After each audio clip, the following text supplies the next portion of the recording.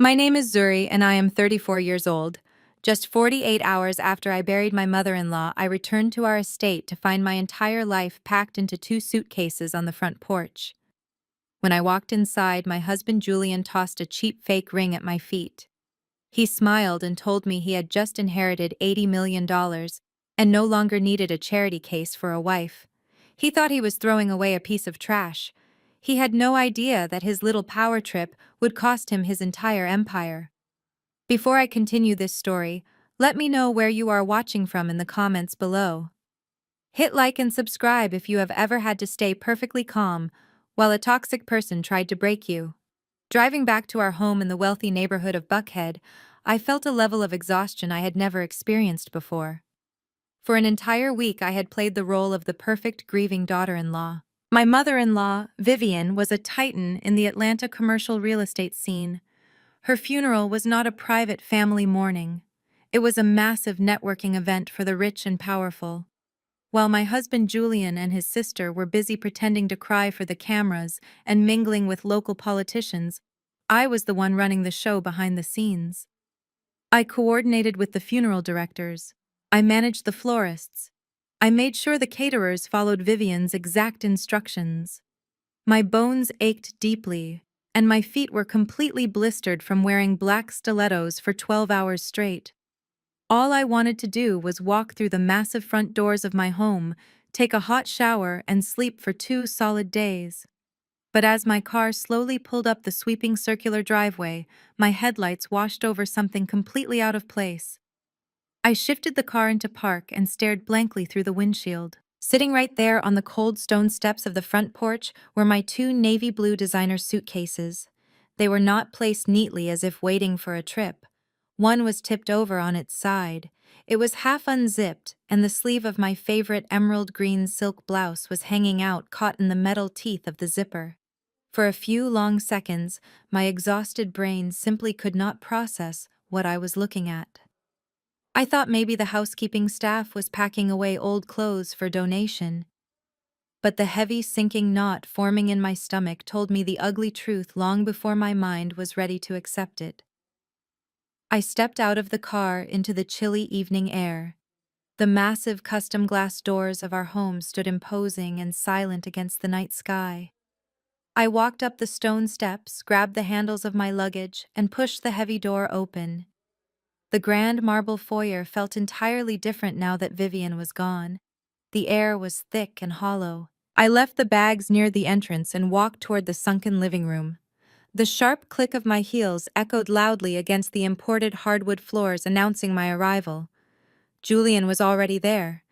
He was 36 years old and had spent every single day of his life coasting comfortably on his mother's wealth and reputation. He was sprawled out on the custom Italian leather sofa. This was the exact sofa that Vivian had strictly forbidden anyone from putting their shoes on. Now Julian's expensive leather loafers were resting directly on the pristine white cushions. He held a crystal glass of dark whiskey in one hand and his phone in the other. He did not even bother to look up from his screen when I walked into the room. I stood there in my black morning dress, just staring at the man I had been married to for 5 years. I called his name, my voice completely hoarse from days of organizing his mother's funeral. I asked him why my bags were sitting out on the front porch like garbage. Julian finally locked his phone and dropped it onto the glass coffee table. He took a slow and deliberate sip of his whiskey before he finally looked up at me. His eyes were completely cold. There was absolutely no grief for his mother in his expression. There was no warmth or love for his wife. There was only pure, unadulterated arrogance. He told me the bags were out there because I no longer lived in this house. His voice was smooth and completely steady. He spoke to me carelessly, like he was discussing the weather. I blinked, trying to process his words. I asked him if he had lost his mind and reminded him that we had literally just buried his mother that very morning. Julian swung his legs off the sofa and stood up. He smoothed down the front of his tailored black suit and smiled a very dark smile. He told me that was exactly the point. The charity act was officially over. He said the only reason he kept me around for the past 5 years was to keep his mother happy. According to him, Vivian liked my working-class hustle. She liked that I was a senior tax auditor who had dragged herself up from the rough side of South Atlanta. It made her feel good to have a self-made woman around the family. But she was gone now. Julian reached into his suit pocket and pulled something small out. With a quick flick of his wrist, he tossed it across the room. The object hit my chest hard and clattered onto the floor, rolling to a stop right next to my shoe. I looked down. It was a ring. But it was not the 3-carat diamond engagement ring he had placed on my finger 5 years ago. It was a cheap cubic zirconia replica. The kind of garbage you would buy at a mall kiosk for $50. Julian smirked cruelly and told me he had swapped it out yesterday while I was busy dealing with the florist. He claimed the real diamond belonged to the Hayes family estate and that the fake piece of trash on the floor was what I actually deserved. He took a step closer, his tall frame towering over me. He announced that he had just gotten off the phone with the estate lawyers. The will was ironclad, and he was the sole male heir. He looked me dead in the eye and proudly stated that he had just inherited $80 million in commercial real estate and liquid assets. He was the king of the Hayes empire now. He told me he did not need a nagging, penny-pinching accountant telling him how to live his life. He said I had outlived my usefulness and told me to take my cheap clothes and my fake ring and get off his property immediately. The silence in the living room was deafening. The man standing in front of me was a complete stranger. The mask of the loving husband had slipped away entirely, revealing the greedy, narcissistic parasite hiding underneath. He was waiting for me to break down. He expected me to scream and cry and fall to my knees begging to save my marriage. He wanted me to weep over the immense wealth I was supposedly losing, but I gave him absolutely nothing. The betrayal was so sharp and so incredibly sudden that it bypassed anger entirely. I went straight into a freezing, deadpan shock. My chest tightened painfully, but my eyes remained completely dry. I was not going to give this man the satisfaction of a single tear. I just looked down at the fake ring on the floor and then looked back up at his arrogant, smiling face. Before I could even formulate a response to Julian, a slow and mocking chuckle echoed from the arched doorway of the living room. I did not have to turn around to know who it was. The heavy scent of expensive cedarwood cologne and the sound of ice clinking in a crystal glass announced him before he even stepped into the light. It was Preston. He was the white husband of Julian's younger sister Chloe. He leaned against the doorframe, looking like he had just stepped out of a country club promotional brochure, wearing a crisp pastel polo and freshly pressed khaki trousers. He held a glass of Vivian's most expensive vintage wine, swirling the dark red liquid with a lazy and arrogant flick of his wrist. Preston always carried himself with the unearned confidence of a man who believed he was inherently superior to everyone else in the room. He had married into a wealthy black family, but he constantly acted as if he was the one gracing us with his presence. He took a long, slow sip of the wine and let out a highly exaggerated sigh of satisfaction. "Well, Julian," he drawled, his voice completely dripping with condescension. I have to admit I did not think you actually had the spine to go through with it. But looking at her standing there with her cheap luggage, I must say the house already feels 10 times lighter. I slowly turned my head to look at him. Preston offered me a patronizing and deeply insulting smile. It was the exact same smile he used whenever he complimented me on being so incredibly articulate for someone from my specific neighborhood. "Do not look so surprised, Zuri," he said, taking a slow, deliberate step into the living room. "You had to know this day was coming eventually. You never really fit in here, did you? I mean, let us be perfectly honest with each other for once. You can buy a girl from South Atlanta a designer morning dress, but you can never wash off that lingering working-class stench." He paced slowly around the edge of the room, running his free hand along the edge of a custom mahogany bookshelf. He spoke with the casual cruelty of someone who had never faced a single consequence in his entire life. Vivian was a very generous woman. Preston continued his tone, sounding completely conversational, as if we were discussing a television show. "She truly loved a good charity project. She took you in and she polished you up. She let you sit at the table with the real elite of this city. We let you pretend you belonged in the same circles as families who have been building their wealth and legacy for generations. We let you smile at the country club dinners and nod along at the charity galas. But you and I both know the absolute truth. You were always just a tourist in the world of the black elite. My hands fell to my sides. My fingers brushed against the rigid handle of the suitcase I had dragged back inside the foyer with me. I wrapped my hand around the thick leather grip. I squeezed it. I squeezed it so hard that the heavy leather actually creaked under the immense pressure. If there had been a mirror placed in front of me, I knew I would see my knuckles turning completely white from the sheer violent force of my grip. My manicured nails dug painfully into the soft skin of my own palms. Every single muscle in my arms and shoulders was screaming at me to lunge forward. I wanted to wipe that smug, entitled smile right off his face. I wanted to loudly remind him that he was nothing but a broke and struggling mortgage broker when he first met Chloe. I wanted to scream that every single dime he was currently drinking, wearing, and standing on belonged entirely to the very family he was currently mocking. But I did not move a single inch. I did not let a single ounce of that boiling rage travel up to my face. My expression remained a perfectly calm and completely unreadable mask. Preston noticed my silence and immediately mistook it for submission. He took another sip of his wine and chuckled darkly. He stepped closer, closing the distance between us until I could literally smell the sharp tang of the alcohol on his breath. "You see, Zuri," he whispered, leaning in slightly to invade my personal space. "Wealth is not just about having money sitting in a bank account. It is about pedigree. It is about knowing exactly how to exist in these high society spaces without looking like you are constantly apologizing for taking up air. You always had that desperate and hungry look in your eyes, that little ghetto hustle. It was cute for a little while, I suppose. But Julian is a multimillionaire now. He is the head of the Hayes family.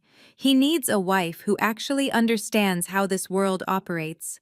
Not a glorified calculator who still mentally checks the prices on a menu at a five-star restaurant." Julian let out a loud, barking laugh from the leather sofa, clearly enjoying the show his brother-in-law was putting on.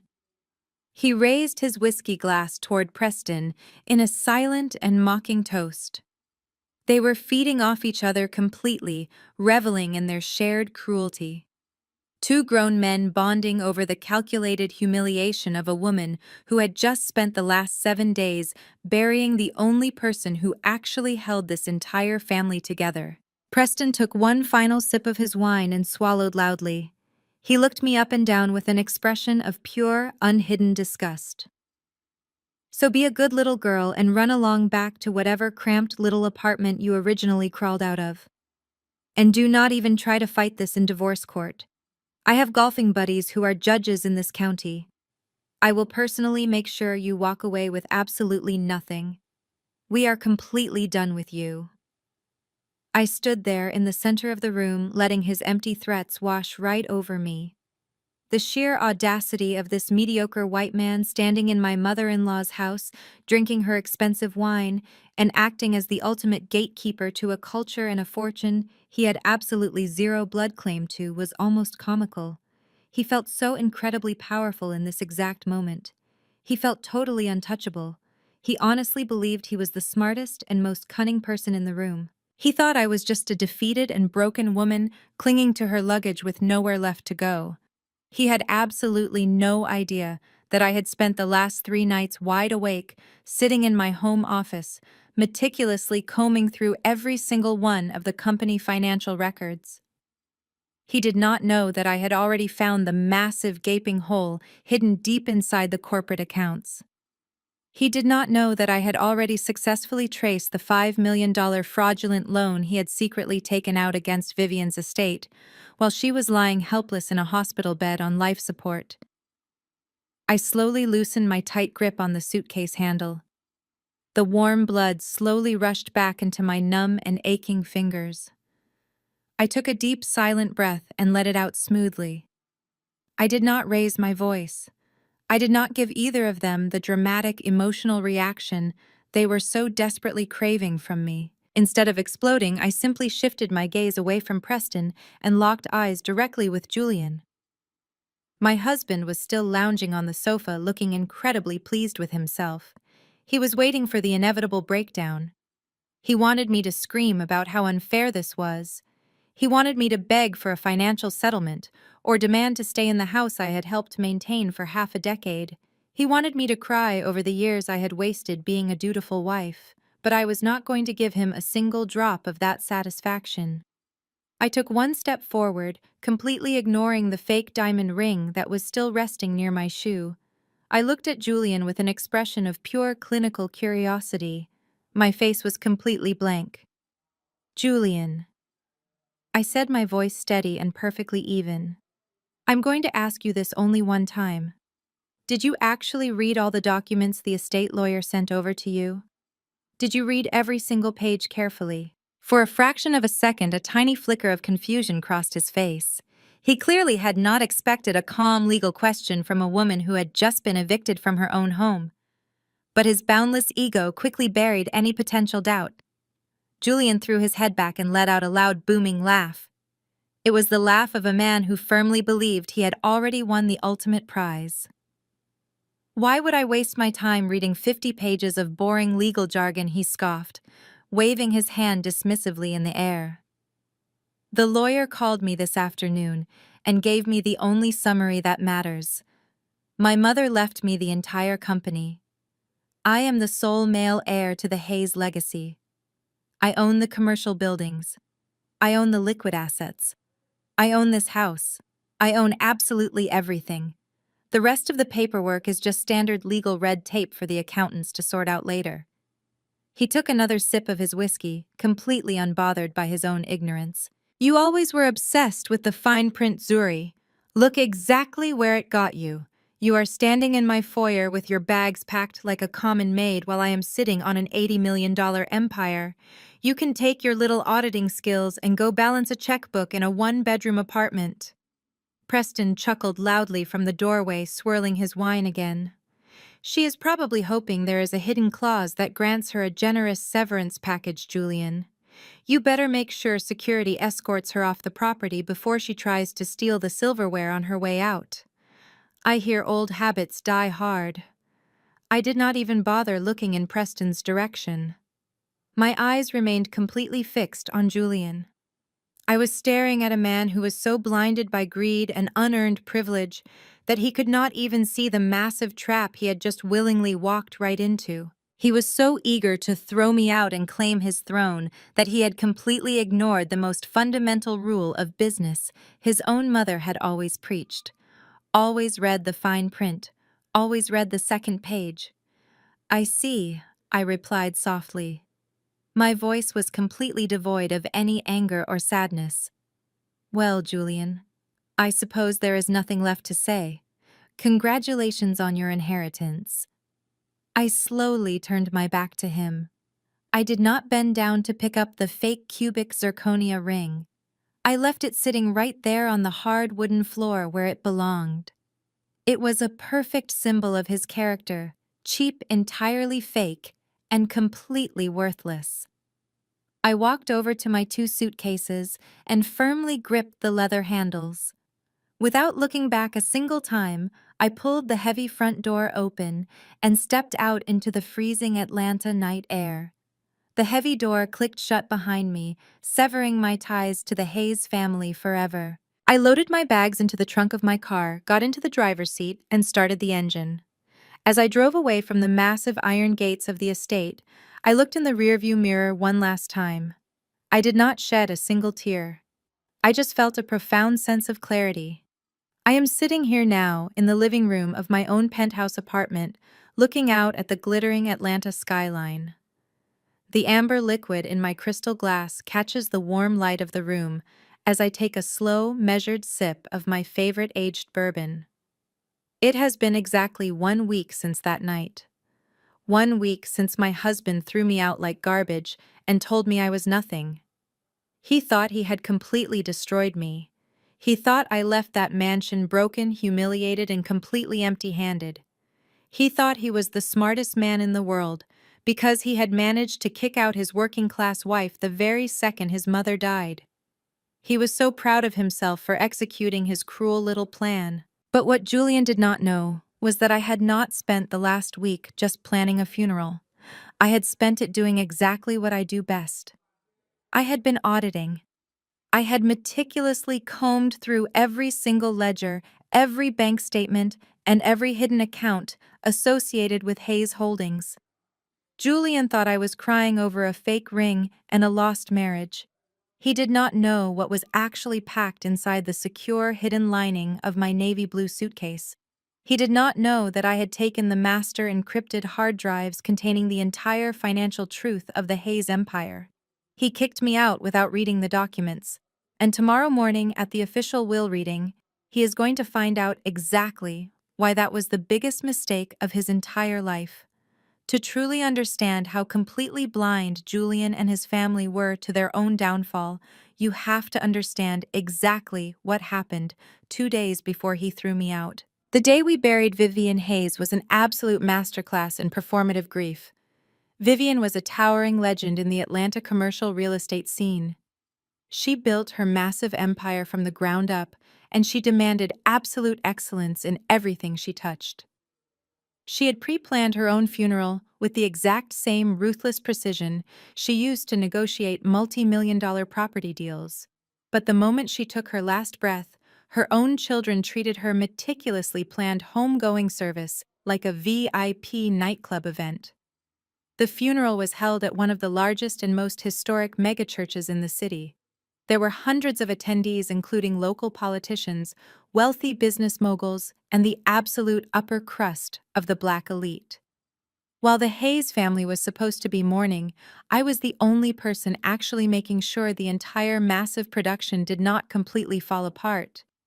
I was running on exactly 3 hours of sleep and entirely too much black coffee. My feet were throbbing in my black heels as I rapidly paced the heavy carpeted floors of the church lobby.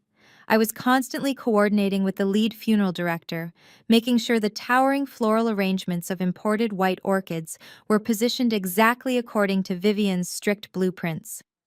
I was managing the aggressive high-end catering staff, instructing the choir director on the musical cues, and firmly filtering out the relentless press photographers trying to sneak into the private family sanctuary. I was carrying the entire weight of the Hayes family legacy on my shoulders, while the actual blood relatives did absolutely nothing. While I was fiercely negotiating with a difficult florist who brought the wrong shade of roses, I caught sight of my sister-in-law, Chloe. Chloe was 32 years old, but she still behaved like a spoiled teenager who had just been handed her father's unlimited black credit card. She had actually shown up to her own mother's funeral wearing a custom designer gown that belonged on the red carpet of the Met Gala. It was a skin-tight black velvet dress with a plunging neckline, sheer side panels, and a dramatic sweeping train that dragged heavily across the polished church floor. She looked absolutely ridiculous and entirely inappropriate. But Chloe did not care about showing respect to the woman who gave her everything. She only cared about her audience. She was standing near the grand entrance holding her latest smartphone up high on a gold-plated ring light tripod that she had literally brought to a funeral. She was streaming live on Instagram to her thousands of followers. I watched in absolute disgust as she pressed her perfectly manicured fingers to her completely dry eyes, pretending to wipe away invisible tears. She was putting on an Oscar-worthy performance for the camera, talking in a shaky, fragile voice about how heartbroken she was, and how she was the only one who truly understood her mother's brilliant and heavy legacy. She paused her fake sobbing every few seconds to break character and read the live comments, checking her engagement metrics and adjusting her lighting angles. She was actively using her mother's extravagant casket as a literal backdrop for brand sponsorships and social media clout. It was deeply embarrassing, but nobody in the family dared to stop her because they were all too busy playing their own twisted games. And then there was my loving husband, Julian. As the only son and the heir apparent to the Hayes Empire, he was supposed to be standing at the front of the church, greeting the highly influential guests who had flown in to pay their respects. He was supposed to be representing the strength and continuity of the family business. Instead, he was tucked away in a dimly lit alcove near the coat check, completely ignoring the long line of dignitaries waiting to speak with him. He was not alone. He was standing entirely too close to a 23-year-old woman named Amber. Amber was officially hired 3 months ago as his executive assistant, but everyone in the family knew exactly what her real job title was. She was wearing a sheer tight black dress that left absolutely nothing to the imagination, and she was giggling softly at something Julian had just whispered in her ear.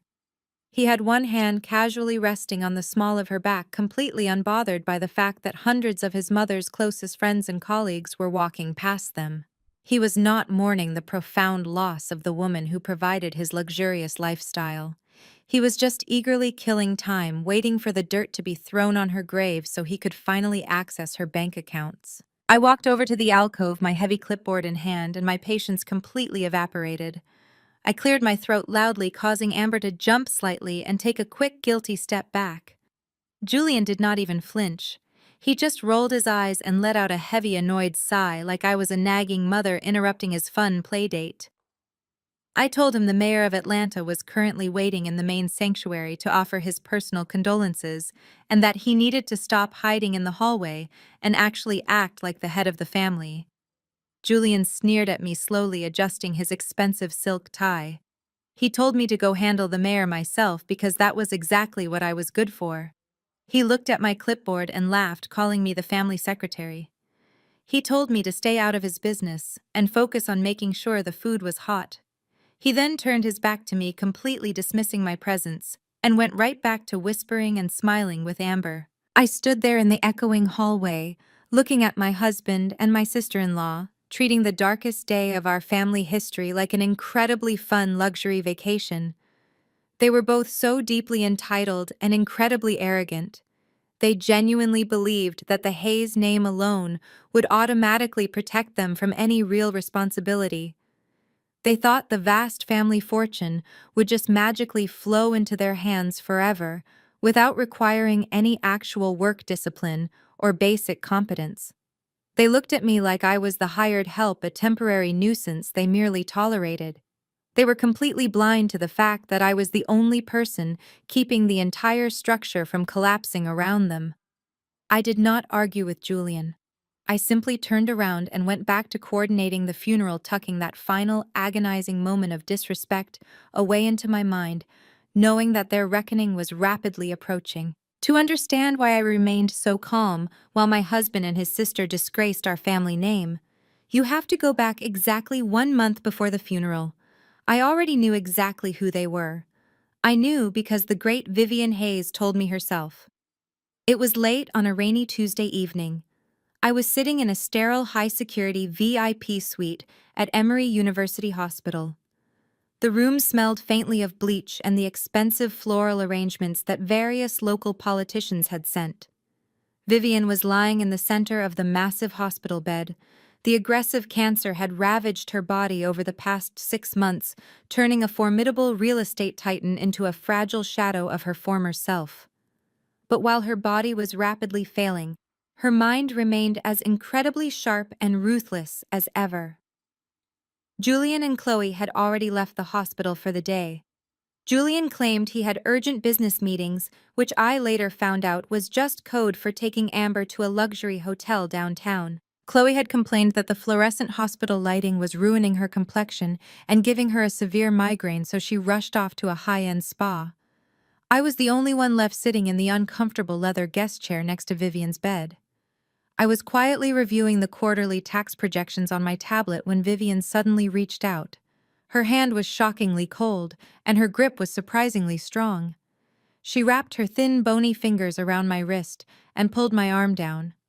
She looked at me with those piercing, dark eyes. She told me to turn off the screen and listen to her very carefully. Her voice was raspy and weak, but it still carried the heavy, commanding authority of a CEO who was used to absolute obedience. I placed the tablet on the bedside table and leaned in closer to hear her. Vivian took a slow, painful breath. She looked toward the empty doorway of her hospital room and let out a bitter, humorless laugh. Look at my grand legacy, Zuri, she whispered. Look at the absolute royalty I have produced. My son is currently sleeping with his assistant while his mother is dying. My daughter is more concerned about her pores than my plummeting oxygen levels.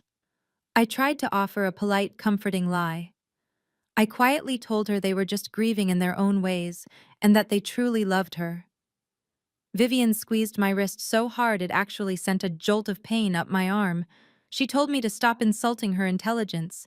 She said she did not build an $80 million empire by entertaining comfortable lies, and she certainly was not going to start on her deathbed. They are parasites, Zuri, she said, her voice suddenly dropping into a low, venomous hiss. They are beautiful, useless parasites who have spent their entire adult lives feeding off my hard work. I gave them absolutely everything.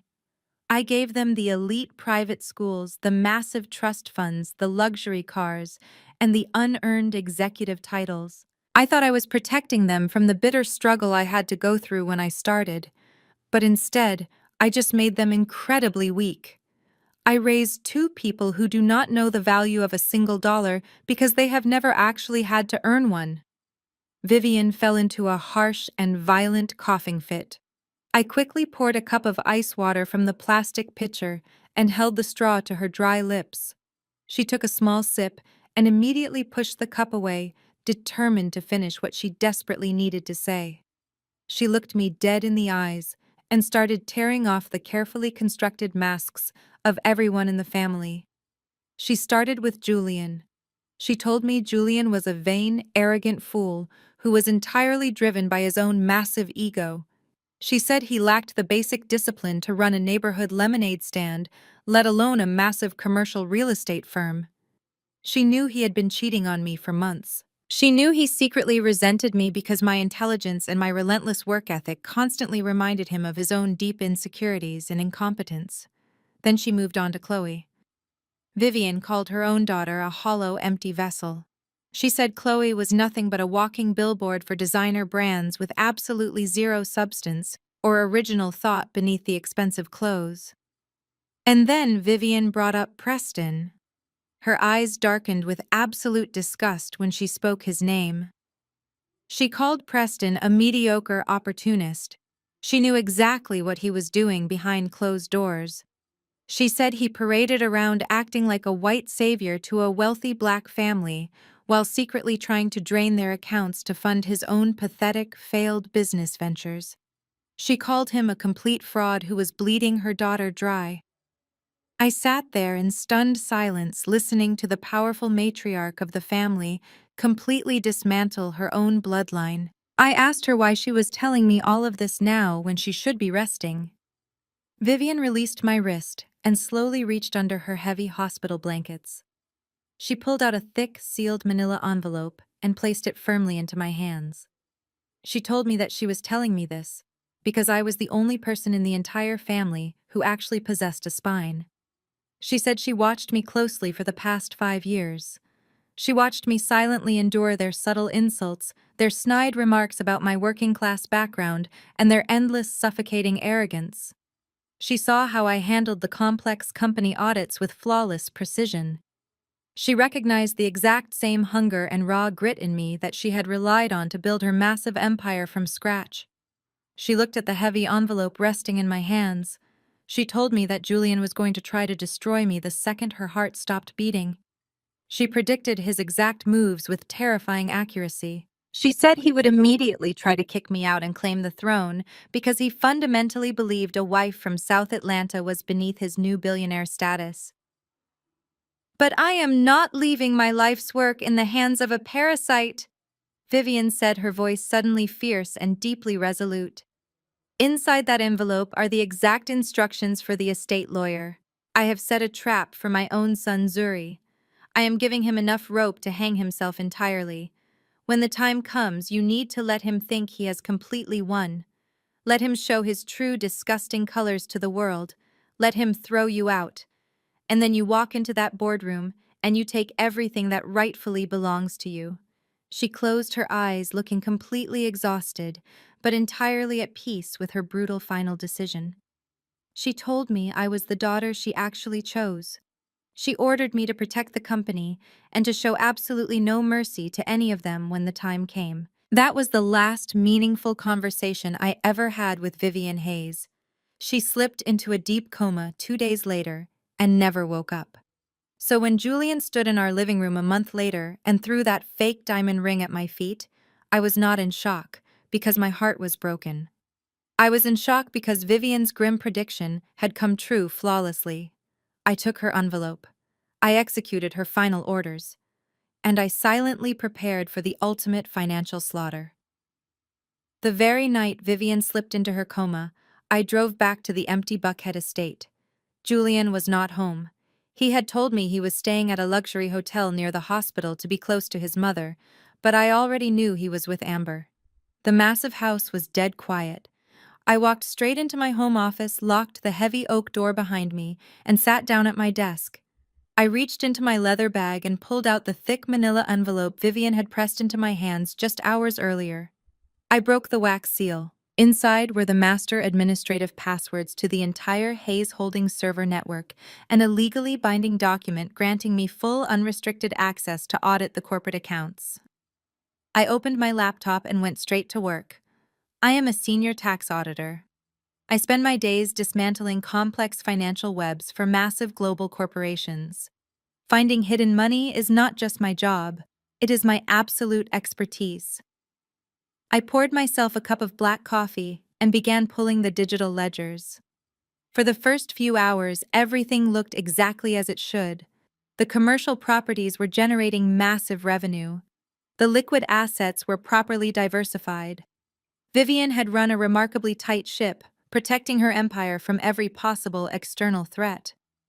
But right around 2 in the morning, I noticed a glaring discrepancy hidden deep inside the personal asset portfolio. It was tied directly to the family mansion, the exact same house Chloe and Preston were currently living in rent-free. The mansion had been fully paid off 30 years ago. It was the absolute crown jewel of the Hayes personal estate. But according to the secure bank ledger I was looking at, there was a massive new liability secretly attached to the property.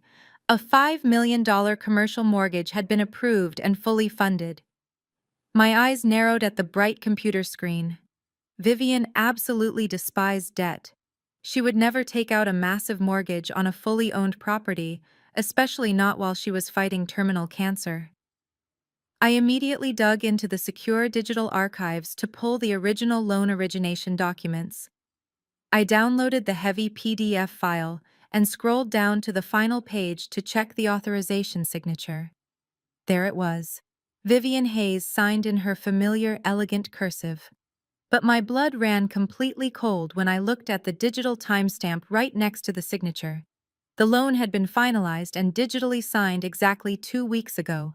2 weeks ago, Vivian was heavily sedated and lying in an intensive care unit. She did not even have the physical strength to hold a glass of water, let alone authorize a massive commercial real estate loan. It was a complete forgery, a ghost loan. Someone had used her high-level administrative credentials to bypass the standard banking protocols because the local bank president was an old family friend who approved the transaction on blind trust. I did not stop there. A forged signature was a major federal crime, but I needed to know exactly where that $5 million actually went. I tracked the routing numbers through the corporate banking portal. The bank had wired the full amount to a newly formed holding company called Sterling Future Ventures. My jaw clenched tightly. Sterling. It was Preston. My mediocre, highly arrogant white brother-in-law had actively preyed on his dying mother-in-law. While Chloe was busy buying designer bags and complaining about hospital lighting, her husband was secretly bleeding her own family dry. I spent the next 3 hours forensically tracing the money out of his holding company. I expected to find the stolen funds sitting securely in an offshore account, or maybe tied up in a risky real estate development project. But what I found was far more pathetic and incredibly reckless. Preston had wired the entire $5 million into a series of unregulated overseas cryptocurrency exchanges. He had taken the pure equity from the historical house his wife slept in and dumped it all into highly volatile altcoins and extremely risky leveraged derivatives. He was trying to play the role of a genius Wall Street day trader. But the financial records showed the brutal truth. The crypto market had taken a massive dive the very week after he bought in. He got margin called by the exchange. His high-risk positions were completely liquidated. The $5 million was not just hidden, it was entirely gone. It had evaporated into thin air. I sat back in my leather office chair and stared blankly at the glowing monitor. The silence of the dark house felt incredibly heavy. Preston was constantly putting on a show of pure superiority. He paraded around our family gatherings making snide microaggressions about my working-class background. He acted like the ultimate gatekeeper and protector of the Hayes legacy while looking down his nose at me. But in reality, he was nothing but a desperate, cornered criminal. He had committed severe wire fraud and identity theft. If the bank ever found out, they would immediately foreclose on the mansion, leaving Chloe completely homeless, and throw Preston straight into a federal penitentiary. I did not panic. I did not call the police. I did not even wake Julian up to tell him his arrogant brother-in-law was a common thief. I simply smiled, a cold, calculated smile in the total darkness of my office. I highlighted every single fraudulent transaction. I downloaded the forged signature documents, cross-referencing them with Vivian's official hospital medical records to prove she was incapacitated on that exact date. I took high-resolution screenshots of the routing numbers linking the Hayes estate directly to the failed crypto exchange accounts. I compiled every single piece of undeniable evidence into one highly encrypted file. Preston truly thought he was the smartest man in the room. He thought the Hayes family fortune was an endless piggy bank he could steal from without anyone ever noticing his quiet crimes. He felt invincible because he assumed the rest of the family was too rich and too lazy to ever check the actual paperwork. But he forgot that a highly trained tax auditor was sitting right across the dinner table from him every single Sunday. I backed up the encrypted file onto my secure physical hard drive. I now held the absolute power to destroy his entire life and lock him in a prison cell, and I was going to use it at the exact perfect moment. The glowing screen illuminated my face in the dark silence of my home office. Having the undeniable evidence of Preston's massive wire fraud was incredibly powerful, but it was simply not enough to protect Vivian's entire legacy. Preston was just a symptom of the disease infecting the Hayes family. Julian was the actual virus. I needed to build an impenetrable digital fortress around the remaining family assets before my husband could even think about getting his greedy hands on them. I pulled up the master administrative control panel for Hayes Holdings. Vivian had given me the absolute highest level of security clearance, overriding even the senior board of directors. With a few rapid and deliberate keystrokes, I initiated a complete financial lockdown on all liquid capital accounts. I froze the massive commercial operating funds, tying them strictly to mandatory payroll and essential building maintenance. No luxury company cars could be leased, no executive bonuses could be issued, no special dividends could be quietly paid out to family members. I implemented a secondary dual authentication protocol for any single transfer over $10,000, explicitly linking the final approval directly to my personal biometric signature. If Julian or Preston tried to move even a single dime to cover their tracks or fund their lavish lifestyles, the system would automatically deny the transaction and send a direct security alert to my phone. I was completely severing their financial oxygen supply without them even realizing they had stopped breathing. They were going to wake up as multimillionaires on paper, but they would not be able to buy a cup of coffee without my direct permission. But digital firewalls can always be challenged by expensive corporate lawyers. I needed physical, undeniable proof that could never be wiped remotely by some highly paid IT fixer Julian might hire to break into the system. I reached into the locked bottom drawer of my desk and pulled out a military-grade encrypted solid-state drive. It was a heavy block of cold black metal. I plugged it into the secure terminal and began the massive data transfer. I copied 7 years of flawless corporate tax returns, the forged signature files, the cryptocurrency exchange, routing numbers, and the exact medical records proving Vivian was entirely comatose when Preston stole the $5 million. I sat back and watched the green progress bar slowly fill across the screen. The only sound in the massive empty house was the quiet hum of my computer fan. When the data transfer finally hit 100%, I safely ejected the drive. The metallic click sounded incredibly loud in the silent room. I walked over to my master closet and pulled out my favorite navy blue designer suitcase. I carefully unzipped the interior silk lining and slid the heavy metal drive deep inside, pressing it flat against the reinforced polycarbonate frame. I zipped the lining back up, rendering the drive completely invisible to the naked eye. That small metal box was the ultimate weapon. It was the absolute destruction of my husband's entire empire, resting quietly at the bottom of my luggage. I knew exactly what Julian was planning to do the moment Vivian was put into the ground. He thought he was playing a brilliant and secretive game of chess, but his arrogant mind was completely transparent to me. I actually spent the morning of the funeral carefully packing my most essential clothing and personal documents into those two navy blue suitcases. I intentionally left them sitting out near the edge of my closet, knowing Julian would eagerly grab them and throw them out the second I left the house to go to the cemetery.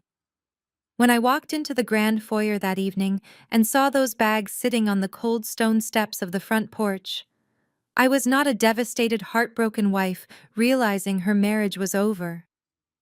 I was a senior tax auditor verifying that my target had fallen perfectly into the trap. Julian had handed me my luggage with a smug, cruel smile, completely unaware that he was personally carrying the exact instrument of his own financial execution out the front door for me. He thought he was banishing a working-class peasant from his elite castle. He did not know he was personally handing the executioner her axe.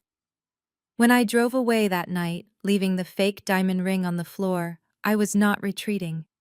I was just taking my position on the battlefield. That brings us to right now. Exactly 1 week has passed since Julian threw me out into the cold Atlanta night. The morning air downtown is crisp and incredibly sharp. I step out of the back of my hired black car and look up at the towering glass and steel skyscraper housing the prestigious law offices of Montgomery and Associates. Elijah Montgomery is the most feared and respected estate lawyer in the entire state of Georgia, and he was Vivian's closest professional confidant. He is the man tasked with executing her final brutal will and testament. I am not wearing the dark conservative mourning clothes they expect to see me in. I am wearing a perfectly tailored emerald green silk suit with sharp, powerful shoulders and flawless matching heels. I do not look like a discarded charity case begging for a divorce settlement. I look exactly like the chief executive officer of an $80 million empire.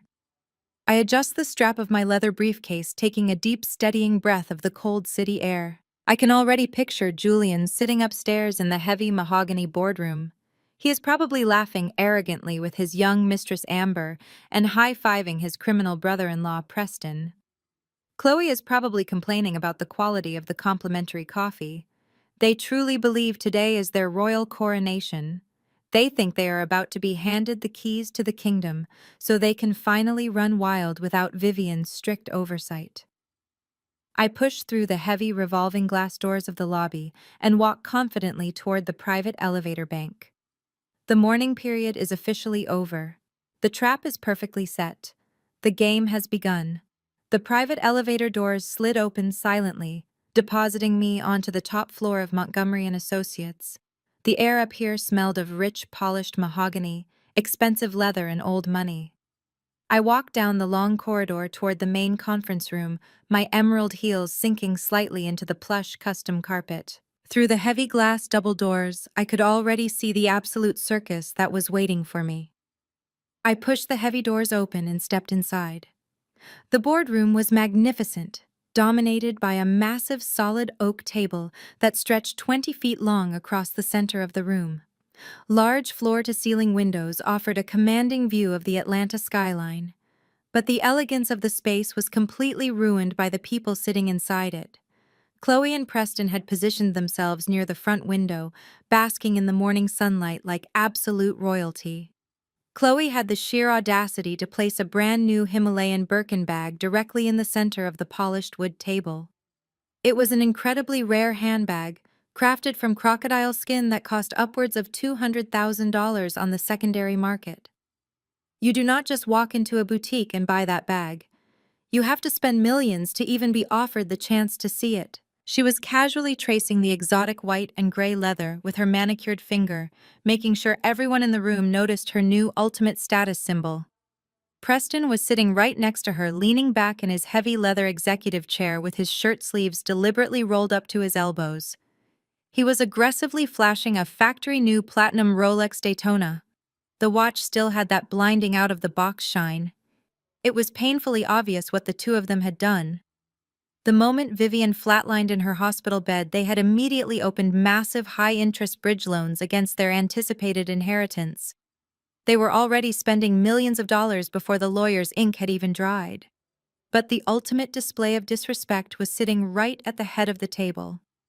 Julian had assumed the dominant seat traditionally reserved for the patriarch of the family. And sitting right next to him, with her hand resting intimately on his thigh, was Amber. My husband had actually brought his 23-year-old mistress to the official reading of his mother's last will and testament. Amber was loudly chewing a piece of pink gum and scrolling mindlessly through her phone, looking completely bored. She was wearing a tight designer dress that looked like it had been bought that very morning with Julian's black card. Julian looked up from his conversation as I entered the room. He did not look embarrassed or guilty about having his mistress sitting there. He just looked deeply annoyed.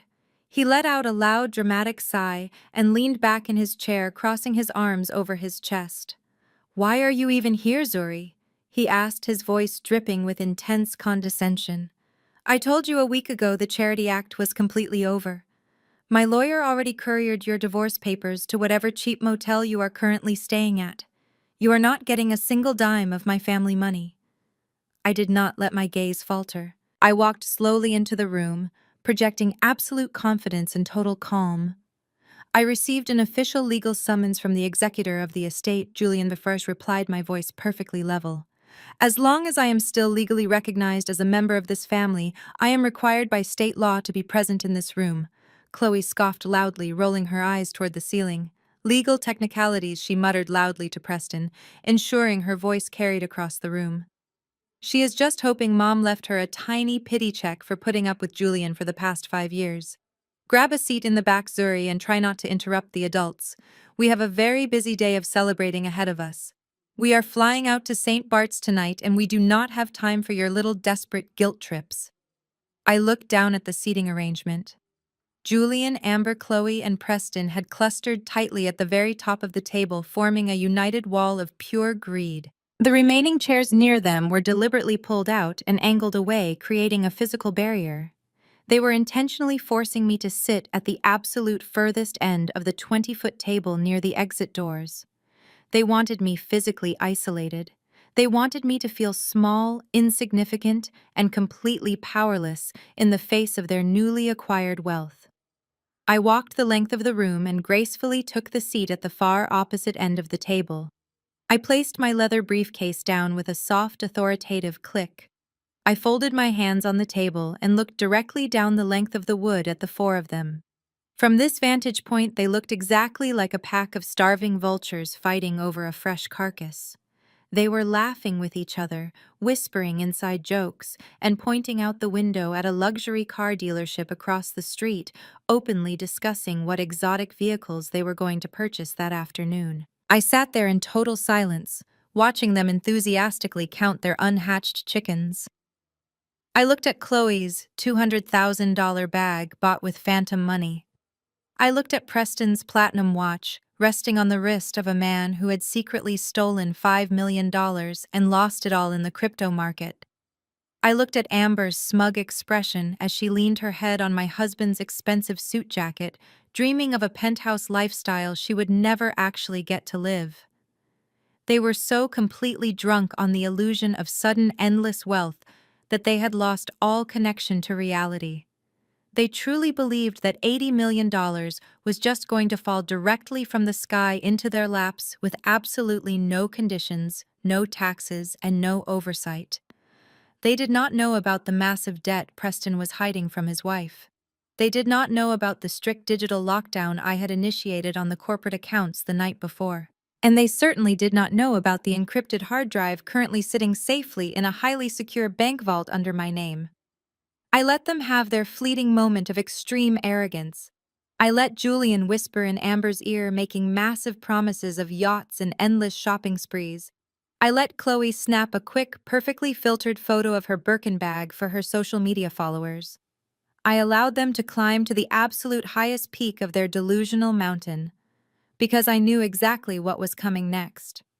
The higher they climbed, the more completely devastating their inevitable fall was going to be. The heavy oak door at the front of the room suddenly clicked open, and the low murmur of their arrogant conversations instantly died down. Elijah Montgomery stepped into the boardroom. He was a tall, imposing man in his late 60s, wearing a flawless charcoal three-piece suit. He carried a thick leather-bound portfolio under his arm, and his expression was as incredibly serious as a judge preparing to deliver a life sentence. He walked straight past Julian without offering a single handshake or a word of condolence. He took his place standing near the exact center of the long table, placing the heavy portfolio down with a loud thud that echoed sharply through the quiet room. He adjusted his glasses and looked down at the greedy faces staring back at him. The mourning period was over, and the real game was finally ready to begin. Elijah Montgomery did not even bother opening the thick leather portfolio right away. He simply stood at the head of the long oak table, folding his hands together, looking at the group with an expression of deep professional exhaustion.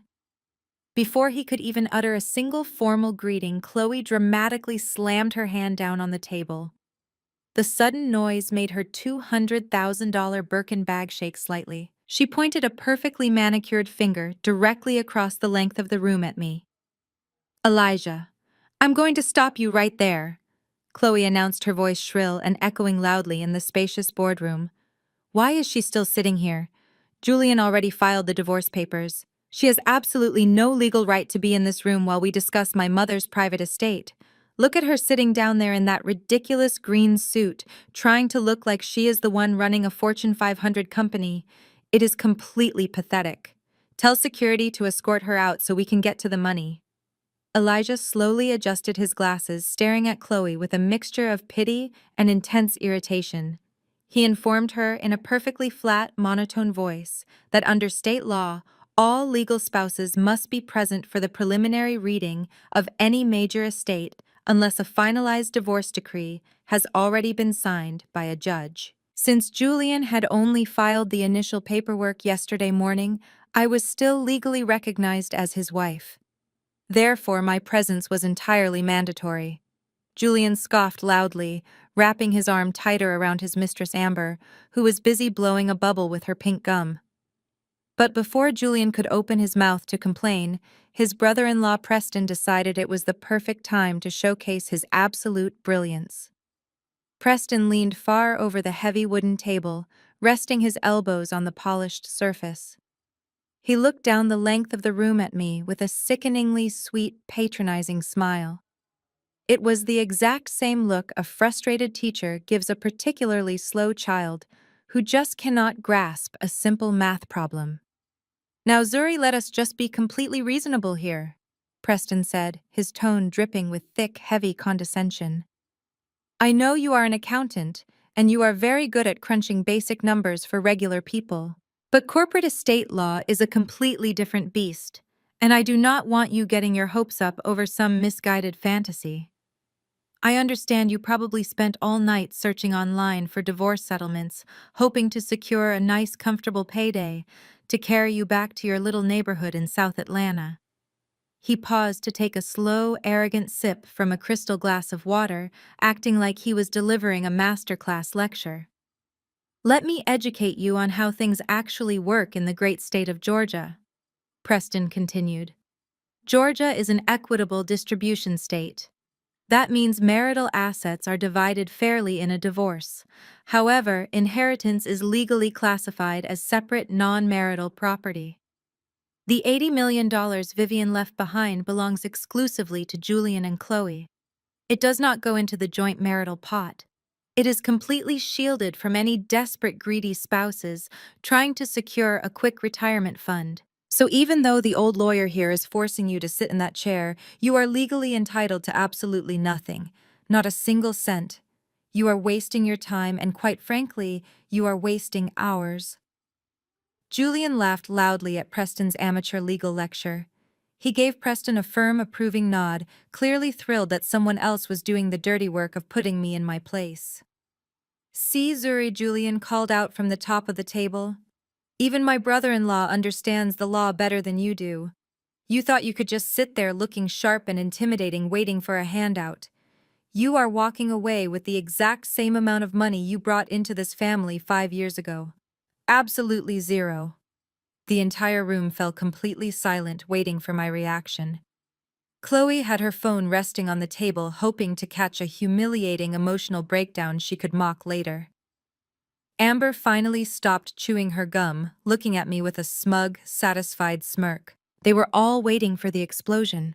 They wanted me to yell. They wanted me to cry about how unfair the law was. They wanted me to throw a desperate temper tantrum proving that I was exactly the uncultured gold digger they had always claimed I was. But I did not give them a single reaction. I sat perfectly still at the far end of the long mahogany table. My hands remained neatly folded, resting on top of my leather briefcase. My facial expression was completely locked into a mask of total professional indifference. I looked right past Julian, right past Chloe, and locked my eyes directly onto Preston. The sheer, profound irony of the moment was almost too heavy to bear. Here was an arrogant, mediocre man wearing a brand new platinum Rolex bought with phantom money lecturing me on the strict boundaries of the law. This was a man who had secretly committed massive wire fraud, forged the signature of a dying woman on a $5 million commercial mortgage, and lost every single penny of it on a failed cryptocurrency gamble. He was currently staring down the barrel of a 20-year federal prison sentence for identity theft and bank fraud. Yet he felt completely confident sitting in a luxury boardroom condescendingly explaining property law to a senior corporate tax auditor. He thought he was wielding the law like a weapon against me to protect his own future fortune. He had absolutely no idea that the law was actually a tightening noose already wrapped firmly around his own neck. He did not know about the strict digital lockdown I had initiated, sealing off the very accounts he planned to steal from next. He did not know about the encrypted hard drive currently resting inside a secure bank vault. My continued absolute silence began to make the room slightly uncomfortable. Preston's smug smile faltered for just a fraction of a second. It is deeply unsettling when you throw your heaviest punch at someone, and they do not even bother to flinch. They expected a victim who would argue and scream for her dignity. But they were looking at an executioner waiting patiently for her turn to strike. Elijah Montgomery watched my silent, stoic reaction from the center of the room. A very faint, almost imperceptible smile ghosted across the old lawyer's weathered face. He knew exactly what Vivian had planned, and he knew exactly why I was sitting there so quietly. He cleared his throat loudly, shattering the heavy tension in the room. He reached down, unclasped the heavy brass locks on his leather portfolio, and flipped it open, ready to finally read the document that would destroy them all. Elijah Montgomery did not look at Julian when he finally broke the heavy wax seal on the leather portfolio. He did not look at Chloe or Preston. His tired, aged eyes flicked briefly down the length of the long mahogany table and locked directly onto mine for a fraction of a second. It was a silent acknowledgement between two people who knew exactly what was about to happen.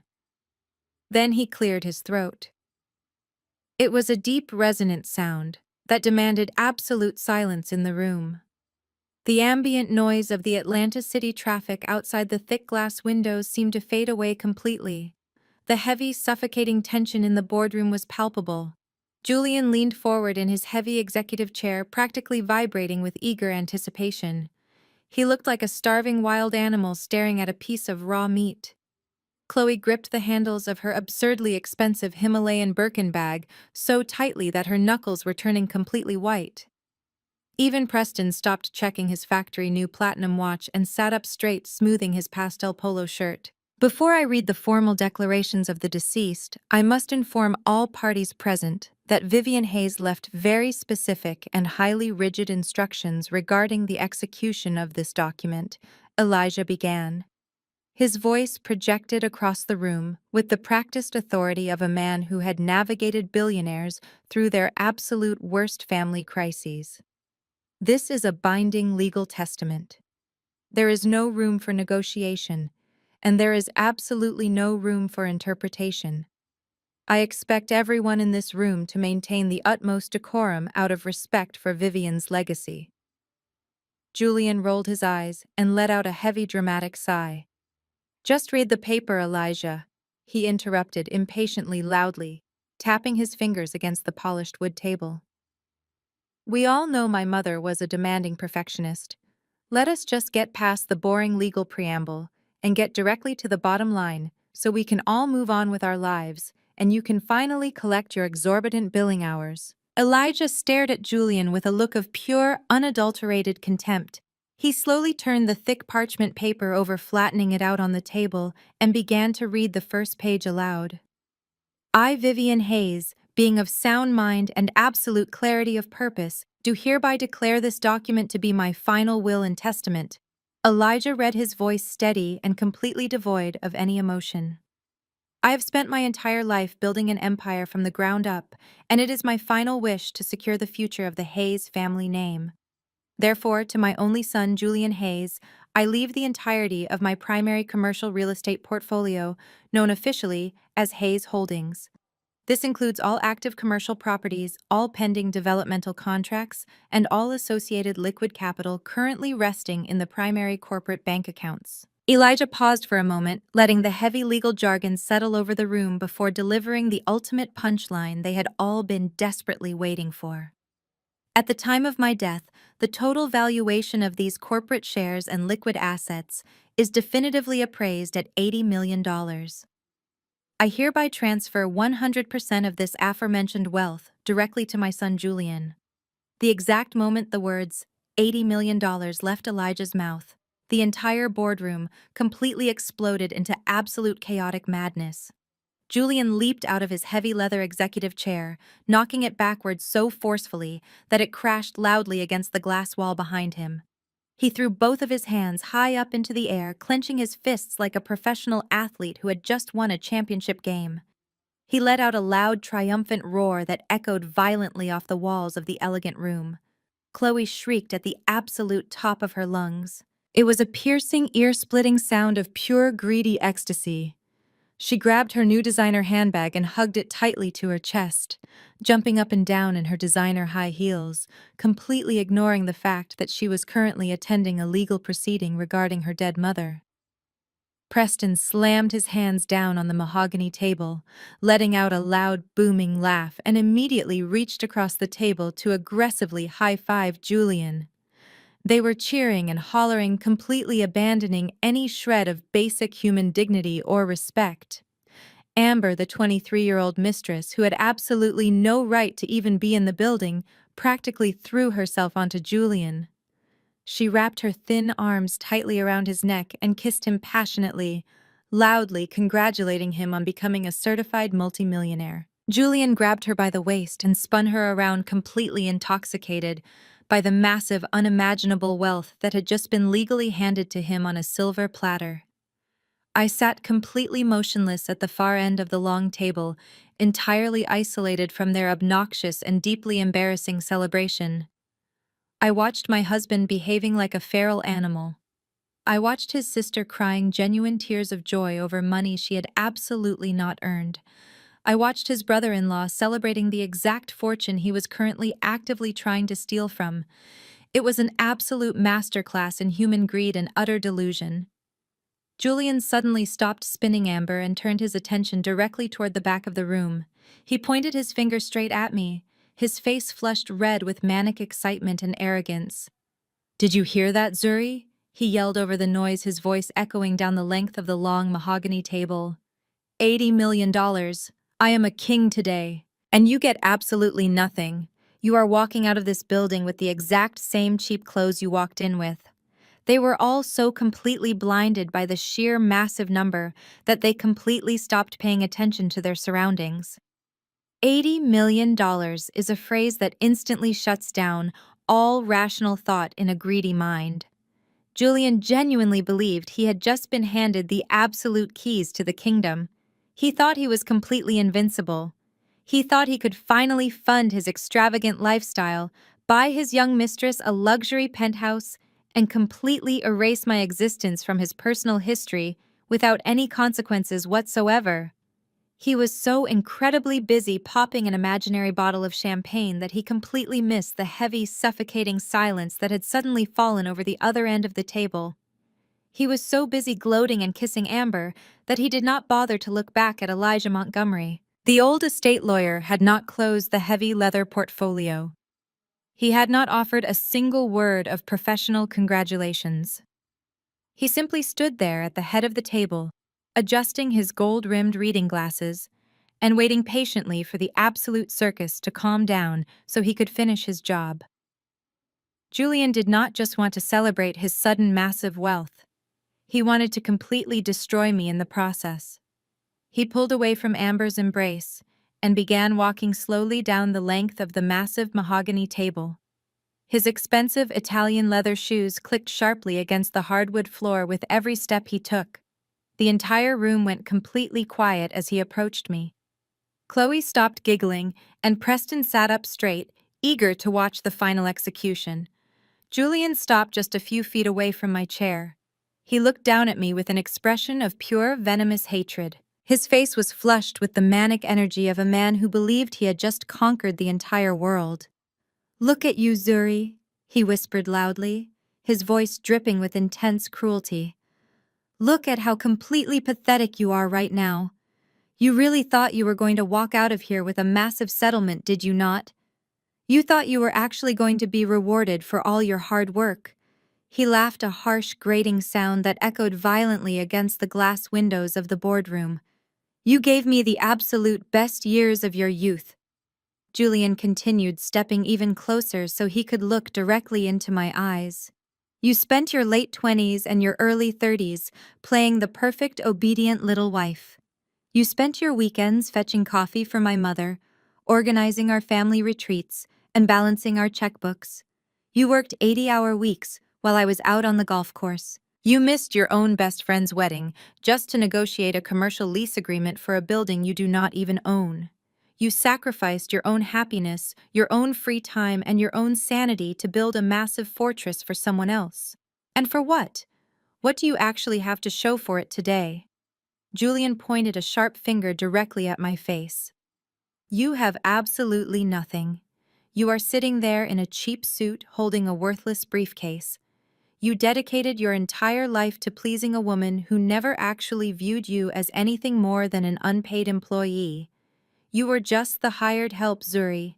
You were a temporary contractor we brought in to keep the corporate books clean because my mother knew you were desperate for a taste of the elite life.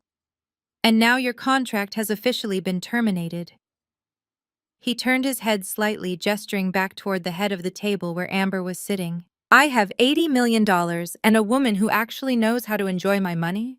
Julian said, a wicked smile spreading across his face. "And you? You are being thrown out like the absolute trash you always were. You can go back to your little working-class neighborhood in South Atlanta. You can tell all your broke friends that you almost made it. You can tell them you almost got your greedy hands on real generational wealth. But in the end, you just were not smart enough to secure the bag.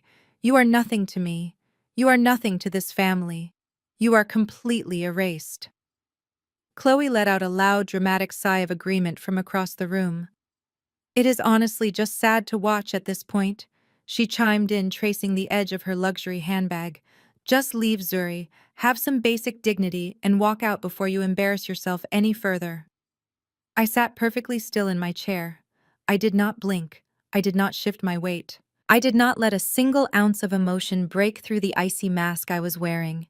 I let Julian's cruel, venomous words hang heavily in the cold air of the boardroom. He was performing for his audience. He was trying to assert his absolute dominance and break my spirit entirely. He wanted to see me crumble.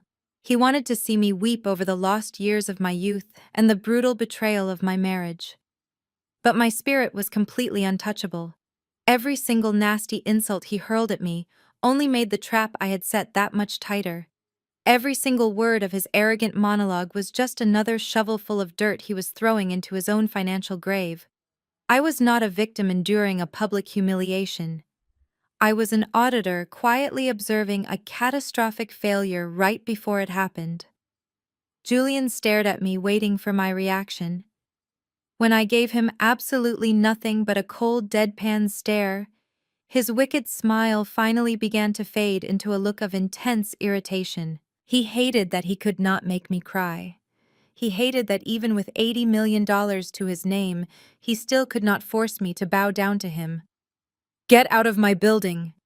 Zuri Julian commanded, his voice dropping into a low, dangerous growl. "The reading is over. Security is waiting down by the lobby elevators right now. If you do not stand up and walk out of that door in the next 5 seconds, I am going to have them come up here and drag you out by your hair." The room fell completely dead silent after his violent threat. Julian turned his back to me, ready to walk away in total victory. He was fully expecting to hear the sound of my chair pushing back and my footsteps running desperately toward the exit. He took exactly 2 steps toward his throne at the head of the table. Tap, tap, tap. A sharp metallic sound suddenly pierced the heavy, suffocating silence of the room. Julian froze in his tracks. Chloe stopped admiring her bag. Preston narrowed his eyes. It was the sound of a heavy brass pen striking the solid mahogany wood. Elijah Montgomery was still standing at the absolute center of the long table. He had not moved an inch. He slowly reached up and took off his gold-rimmed reading glasses, carefully folding the arms and placing them neatly on top of the open leather portfolio. The old estate lawyer did not look at the signed paperwork. He looked directly at my husband. His weathered face was completely devoid of any amusement or patience. Julian, the old lawyer, said, his deep voice cutting through the quiet room like a freshly sharpened blade. "Have you turned to the second page yet?" Julian slowly lowered his hand, his triumphant smile hardening into a mask of pure, aggressive confusion. He looked at Elijah Montgomery, as if the old man had just spoken a completely different language. The heavy silence in the boardroom stretched out, feeling incredibly fragile and violently tense. "What the hell are you talking about, old man?" Julian finally snapped, his voice sharp and defensive. "I read the email summary you sent me yesterday. My mother left me the $80 million. You just read it out loud yourself. There is no second page. Hand me the document right now." Elijah did not flinch. He did not hand over the heavy leather portfolio. He simply picked up his gold-rimmed glasses, slid them back onto his face, and looked down at the parchment paper. "The email summary you received was a courtesy notification regarding the primary beneficiary status of the estate." Elijah explained, his tone completely professional and completely devoid of empathy. It was not the complete legal document. Vivian Hayes was a woman who built an empire on meticulous conditions. She did not simply hand over $80 million without ensuring the recipient was actually capable of managing it. Elijah slowly turned the heavy parchment paper over, revealing a second densely typed page filled with complex legal clauses and heavy black ink. Page 2, Section 4, Paragraph A. Elijah began reading aloud, his voice projecting clearly across the suddenly dead quiet room. "While the entirety of Hayes Holdings is hereby bequeathed to my son Julian Hayes, the full $80 million valuation is immediately transferred into an irrevocable trust." Chloe gasped loudly, dropping her $200,000 Birkin bag onto the table. Preston suddenly sat up entirely straight, the color rapidly draining from his previously smug face. Even Amber stopped chewing her gum, recognizing the severe tone of the lawyer even if she did not fully understand the heavy legal terminology. Julian slammed his hands down on the mahogany table. A trust, he yelled, his face flushing an angry dark red. What do you mean a trust? I am 36 years old. I am not a child. I do not need a babysitter managing my own money. You are telling me I have to ask you for permission every time I want to make a withdrawal. Elijah looked over his glasses at my enraged husband. I am not the trustee, Julian the lawyer said calmly. I am merely the executor. But before we discuss who currently controls the trust, we need to discuss the specific conditions required for the funds to be released to you. Vivian was very explicit. She included a highly specific morality and marital clause deeply embedded into the foundation of the trust itself. Julian let out a harsh, humorless bark of a laugh. A morality clause, he scoffed, pacing slightly behind his heavy executive chair. What is this, the 19th century? What did my mother want me to do?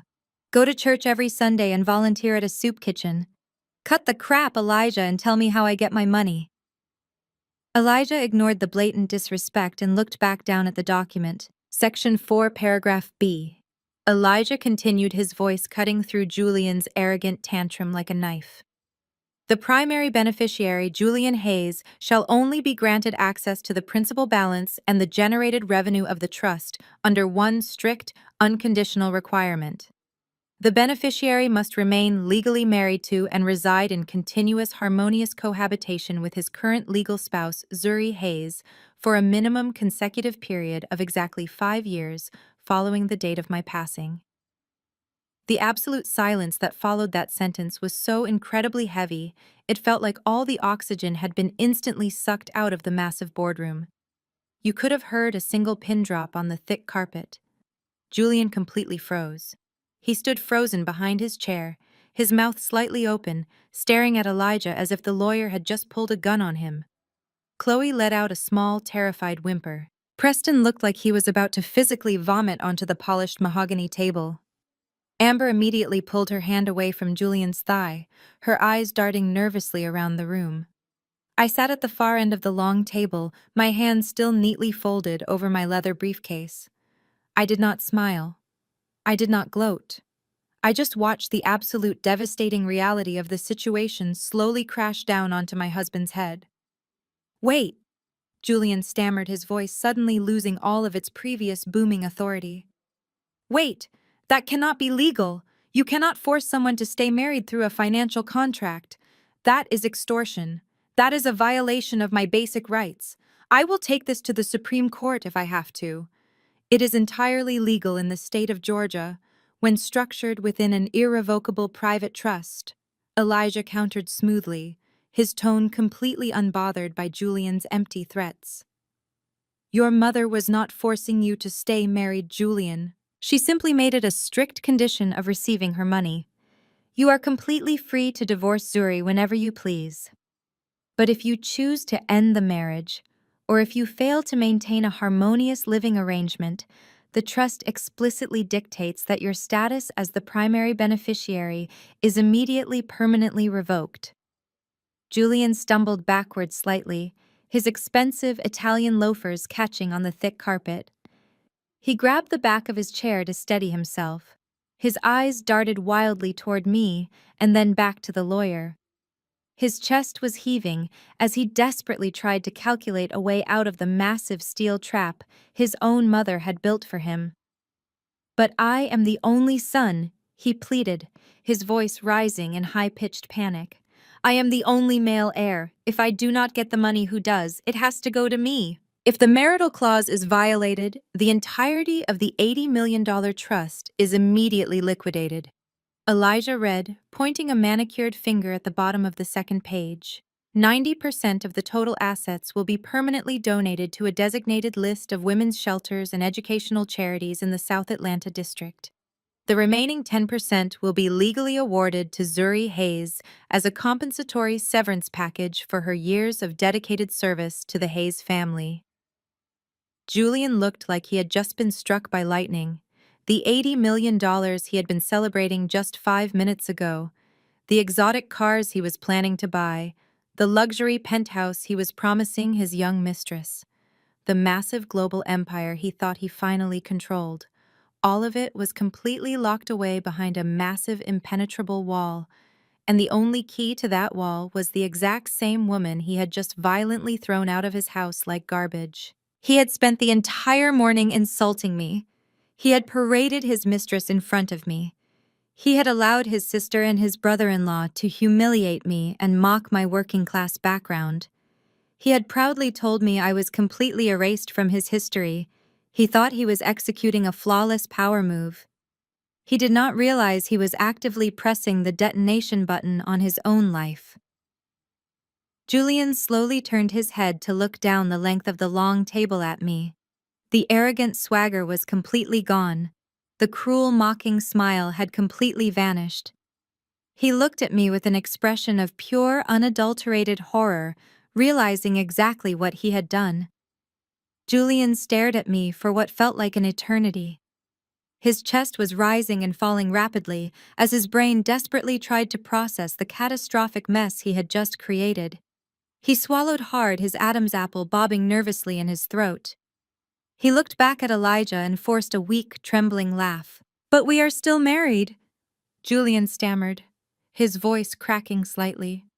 "We are legally married right now. I have not signed any final papers. A judge has not signed anything. We are still husband and wife, so the condition is met. The money is still mine. Give me the check, Elijah, and I will go home and work on my marriage." Elijah Montgomery did not offer a single ounce of sympathy. He reached back into his heavy leather portfolio and pulled out a thin stack of papers bound by a blue legal cover. He slid them across the polished mahogany table, stopping them right in front of Julian. "Are you quite sure about that, Julian Elijah?" asked his voice, incredibly dry.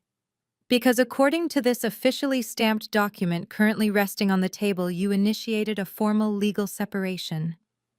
Julian looked down at the papers as if they were covered in poison.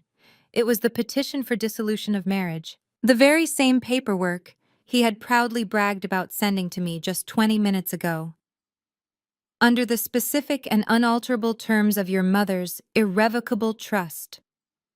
Elijah continued reading from his own notes any formal legal action taken by either party to dissolve the marriage acts as an immediate and permanent forfeiture of the primary beneficiary status. Furthermore, the clause explicitly prohibits the eviction, abandonment, or public humiliation of the spouse. When you filed this petition yesterday morning at the Fulton County Courthouse and subsequently removed Zuri from your shared marital residence, you automatically triggered the forfeiture protocol. Julian let out a strangled, gasping sound. He grabbed the blue folder with shaking hands, staring at the official red ink stamp from the county clerk. "No," he whispered, his eyes darting frantically across the text. "No, this was just a preliminary filing. It was just a warning. I can take it back. I will call the courthouse right now and withdraw the petition. I will tell the judge it was a massive misunderstanding. The trust does not care about your retractions, Julian," Elijah stated firmly, his tone carrying the heavy weight of finality. "The trust is a highly specific legal entity with zero margin for error." The absolute second the county clerk stamped that document yesterday morning, the breach was officially recorded. The $80 million instantly and permanently reverted to the secondary contingencies. You shot yourself in the foot, Julian, and there is absolutely no undoing it. The reality of his colossal mistake finally shattered his arrogant mind entirely. Julian completely lost whatever shred of dignity he had left. He slammed his fists onto the table so hard that the crystal water glasses rattled violently. "You set me up!" he screamed, his face contorting into an ugly mask of pure panic and rage. He pointed a shaking finger at Elijah. "You and my mother conspired against me. You purposely withheld this information to trick me into filing those papers. This is entrapment. I will sue you for legal malpractice. I will have you disbarred. I will drag this entire firm through the mud until you give me my money." Elijah remained completely unfazed by the violent outburst. He calmly placed his hands flat on the table and looked at Julian with an expression of deep, profound pity. I did not force you to cheat on your wife, Julian. I did not force you to parade your mistress into my law firm.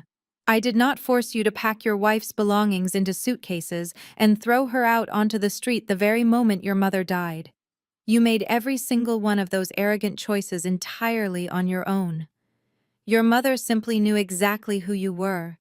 She knew you lacked the basic discipline to honor your vows when you thought nobody was holding you accountable. The trap was entirely of your own making. All you had to do to inherit $80 million was be a decent husband, and you could not even manage to do that for a single week. Julian stumbled backward, gasping for air like a drowning man. He spun around and looked wildly at his sister. Chloe was sitting perfectly still, her face completely drained of all color. She was staring blankly at her $200,000 designer handbag, suddenly realizing it was no longer a status symbol, but a massive, suffocating debt she could never repay.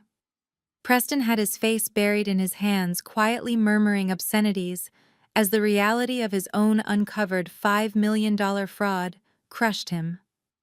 Julian then turned his desperate, manic eyes toward me. The cruel, venomous monster who had just mocked my working-class background and told me I was completely erased was suddenly gone. In his place was a pathetic, begging child. He rushed down the side of the long table, closing the distance between us. He fell to his knees right beside my chair, grabbing the fabric of my emerald green silk suit with both of his shaking hands. "Zuri, baby, please," he begged, his voice cracking into a pathetic, high-pitched whine. "Please, you have to help me fix this. You know I did not mean any of the things I just said. I was just grieving. I was stressed about the funeral. I was out of my mind with grief. You know how much I love you. We can go to the judge together right now. We can tell them we reconciled. We can tell Elijah we are happily married and living together. Please, Zuri, you cannot let them take everything from me." He looked up at me with tears streaming down his face, completely abandoning his young mistress Amber, who was watching the entire pathetic display from the head of the table. He was weaponizing his fake tears, trying to use the 5 years of our marriage to manipulate my emotions. He thought I was still the obedient little wife who would swoop in and save him from his own disastrous consequences. He thought if he just cried hard enough, I would forget the ultimate disrespect he had shown me. I looked down at him kneeling on the floor. I did not pull my skirt away from his desperate grip. I just stared at him with eyes as cold and unforgiving as solid ice. I let him cry. I let the man who had just told me I was completely erased from his history sob heavily into the fabric of my skirt. He was gripping my legs so tightly I could actually feel his hands shaking through the material. He looked up at me with those red, desperate eyes waiting for the soft and forgiving wife he had successfully manipulated for 5 years to magically reappear and save him from his own disastrous choices. He honestly believed that if he just put on a good enough performance, I would forget every single vicious insult he had hurled at me. But that forgiving woman was completely dead. She died the exact moment he threw that fake cubic zirconia ring at my feet and kicked me out of my own home. I did not raise my voice. I did not scream at him to get away from me. I simply reached down and gently peeled his trembling fingers off my clothing one by one. "Stand up, Julian," I said, my voice completely flat and entirely devoid of any warmth or sympathy. "Have some basic dignity. You are embarrassing yourself in front of your lawyer and your mistress." He scrambled backward, but remained on his knees on the thick carpet. He was breathing heavily, staring at me as if I was suddenly holding a loaded weapon. I slowly unclasped the brass buckles of my leather briefcase. The sharp metallic click echoed loudly in the painfully silent room.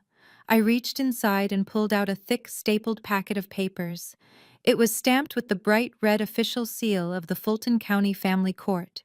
I did not hand it to him. I simply tossed it onto the polished mahogany table, letting it slide across the smooth surface until it stopped right next to his sweaty, trembling hand. "What is that?" he whispered, his voice barely audible and completely stripped of its previous booming arrogance. "That is the final confirmation receipt from the county clerk. I explained calmly, looking down at his pathetic form. You see, Julian, you were so incredibly eager to throw me out onto the street that you paid your aggressive divorce attorney a massive premium to expedite the filing process.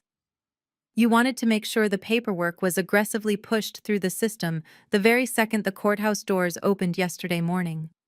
You wanted to completely humiliate me as fast as humanly possible.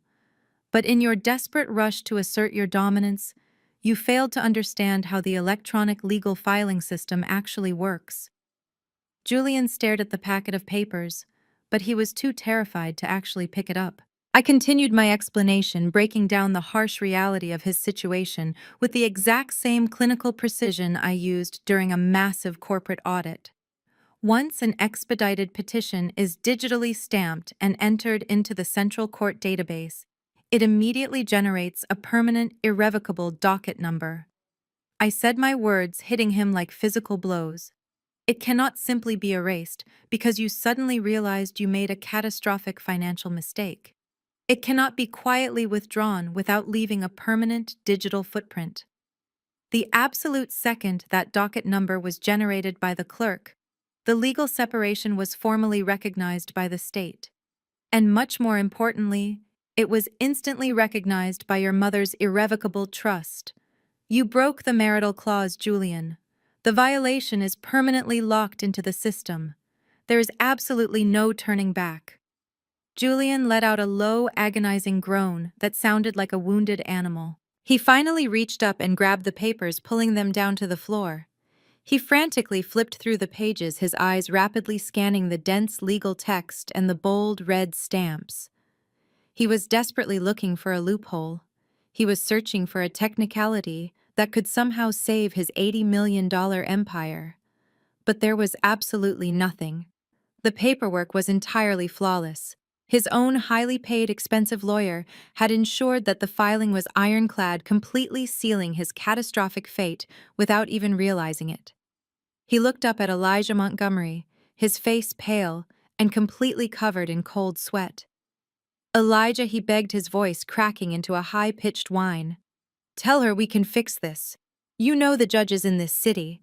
You have massive political connections. We can get a judge to strike the filing from the record. We can pretend it never happened. Elijah simply shook his head, his expression totally unyielding. The trust is governed by strict federal oversight due to the massive size of the commercial assets, Julian, the old lawyer, replied.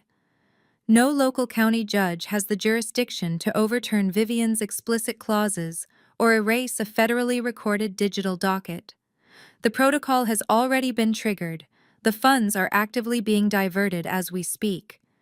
You did this to yourself, I said, forcing Julian's panicked attention back to me. Just 20 minutes ago, you were standing right in front of me, laughing in my face. You told me I wasted my youth. You told me I was nothing but the hired help. You proudly bragged about how you were going to spend your millions with a woman who was sitting right next to you chewing gum while we discussed your dead mother. You wanted to be the absolute king of the Hayes Empire, Julian. But real kings actually read the treaties they sign. You were just a spoiled child playing dress-up in your mother's expensive clothes. Absolute profound despair finally settled over Julian's face. The frantic manic energy completely drained out of his body, leaving him hollow and entirely broken. He dropped the court documents onto the floor and buried his face in his hands, letting out a loud, gut-wrenching sob. The $80 million was gone. The highly profitable commercial properties were gone. The endless liquid assets were gone. The lavish, unearned lifestyle he had enjoyed since the day he was born was completely evaporated. He was 36 years old, with absolutely no actual job skills, no personal savings, and massive credit card debt he had aggressively accumulated, anticipating this exact inheritance. I looked past Julian and glanced at the rest of the room. The shift in the atmosphere was incredibly dramatic and deeply satisfying. Amber, the 23-year-old mistress who had been clinging to Julian like a financial lifeline, suddenly realized that the golden ticket she thought she had punched was entirely worthless. She quietly reached down and picked up her cheap designer knockoff purse from the floor. She did not say a single word. She did not offer Julian a hug or a word of comfort. She simply turned around and slowly began inching her way toward the heavy glass doors of the boardroom. She slipped out the door and disappeared into the hallway, abandoning him the exact second the money vanished. Chloe and Preston were completely paralyzed in their seats. They were staring at Julian crying on the floor, suddenly realizing that their own financial lifelines had just been violently severed. They had banked everything on Julian's massive inheritance, bailing them out of their own reckless spending and secret massive debts.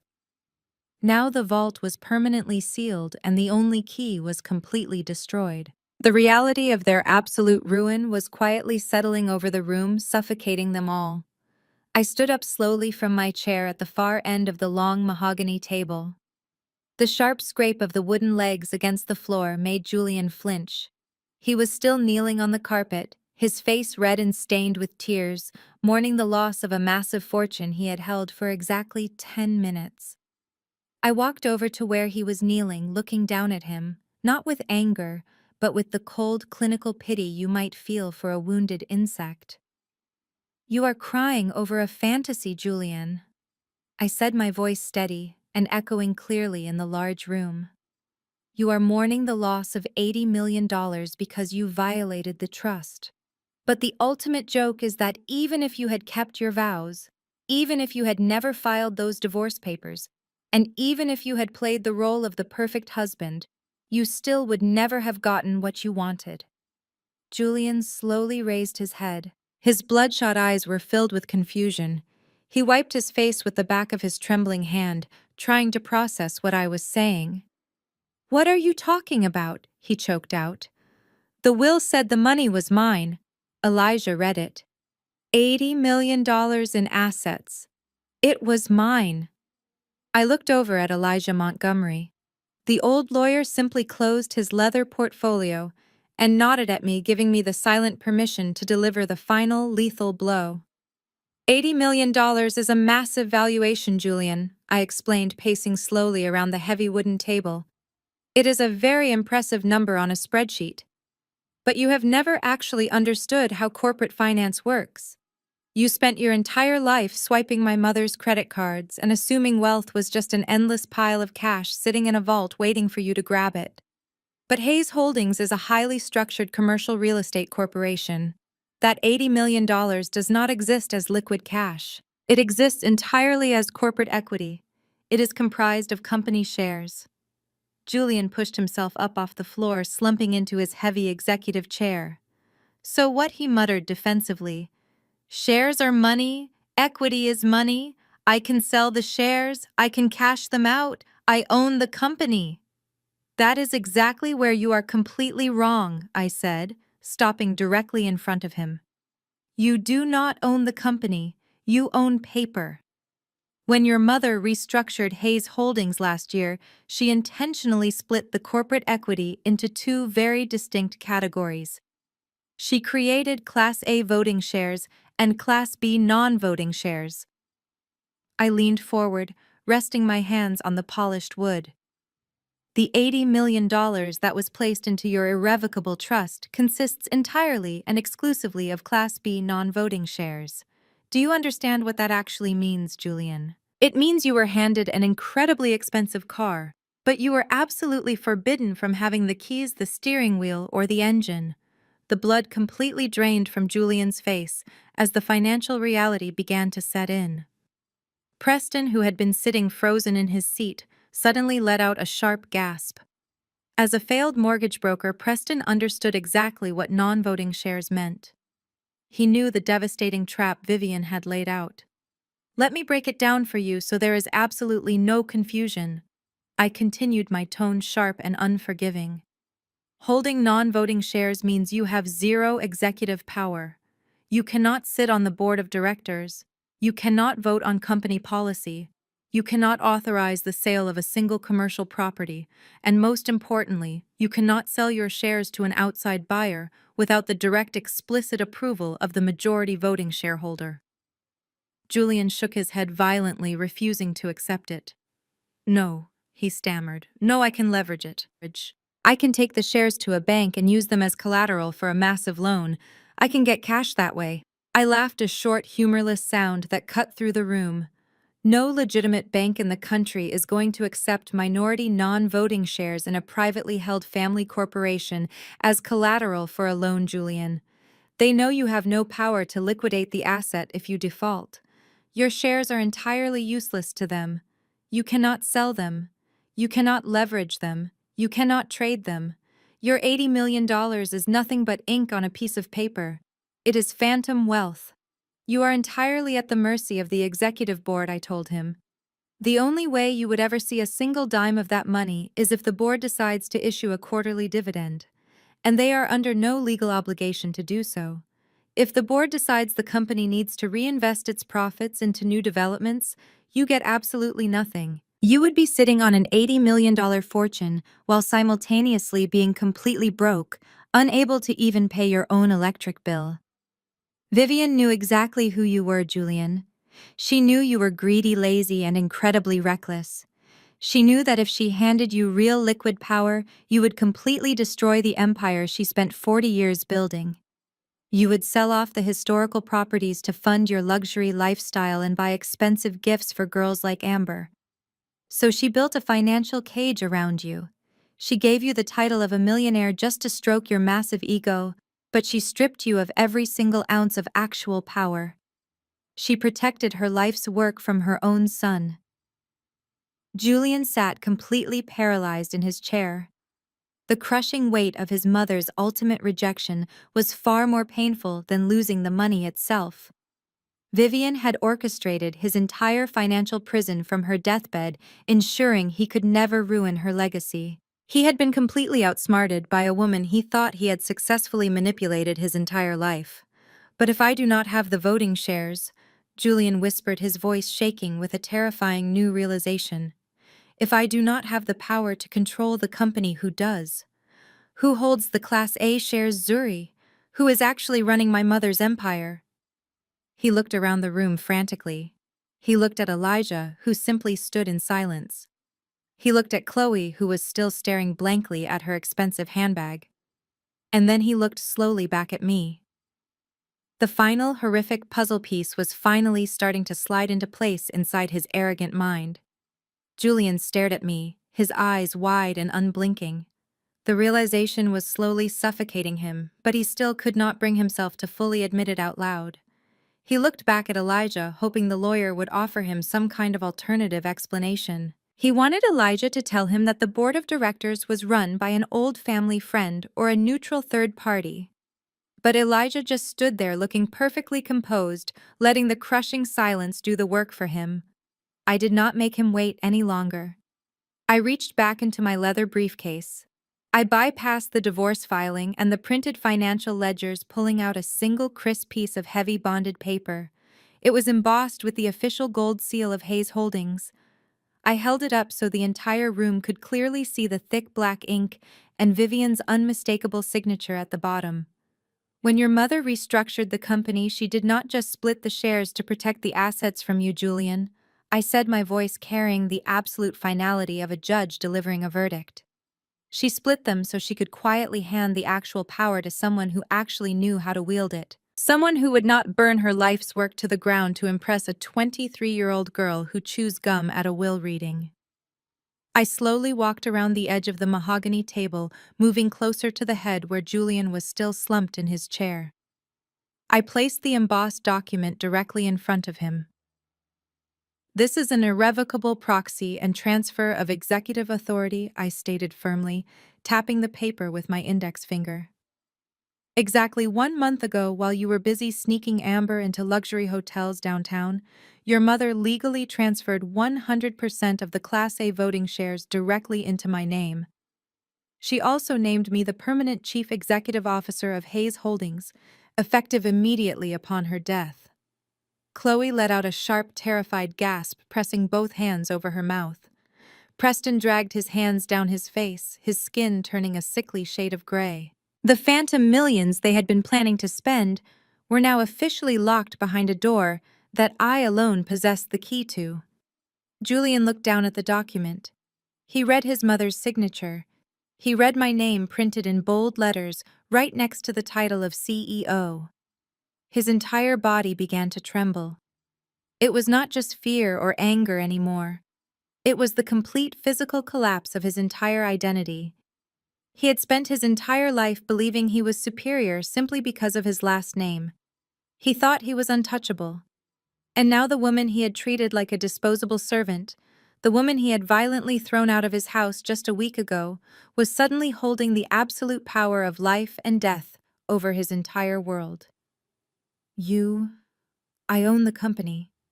Julian whispered, his voice completely hollow. You own paper, Julian, I corrected him sharply. I own the power. I control the board. I authorize the dividends.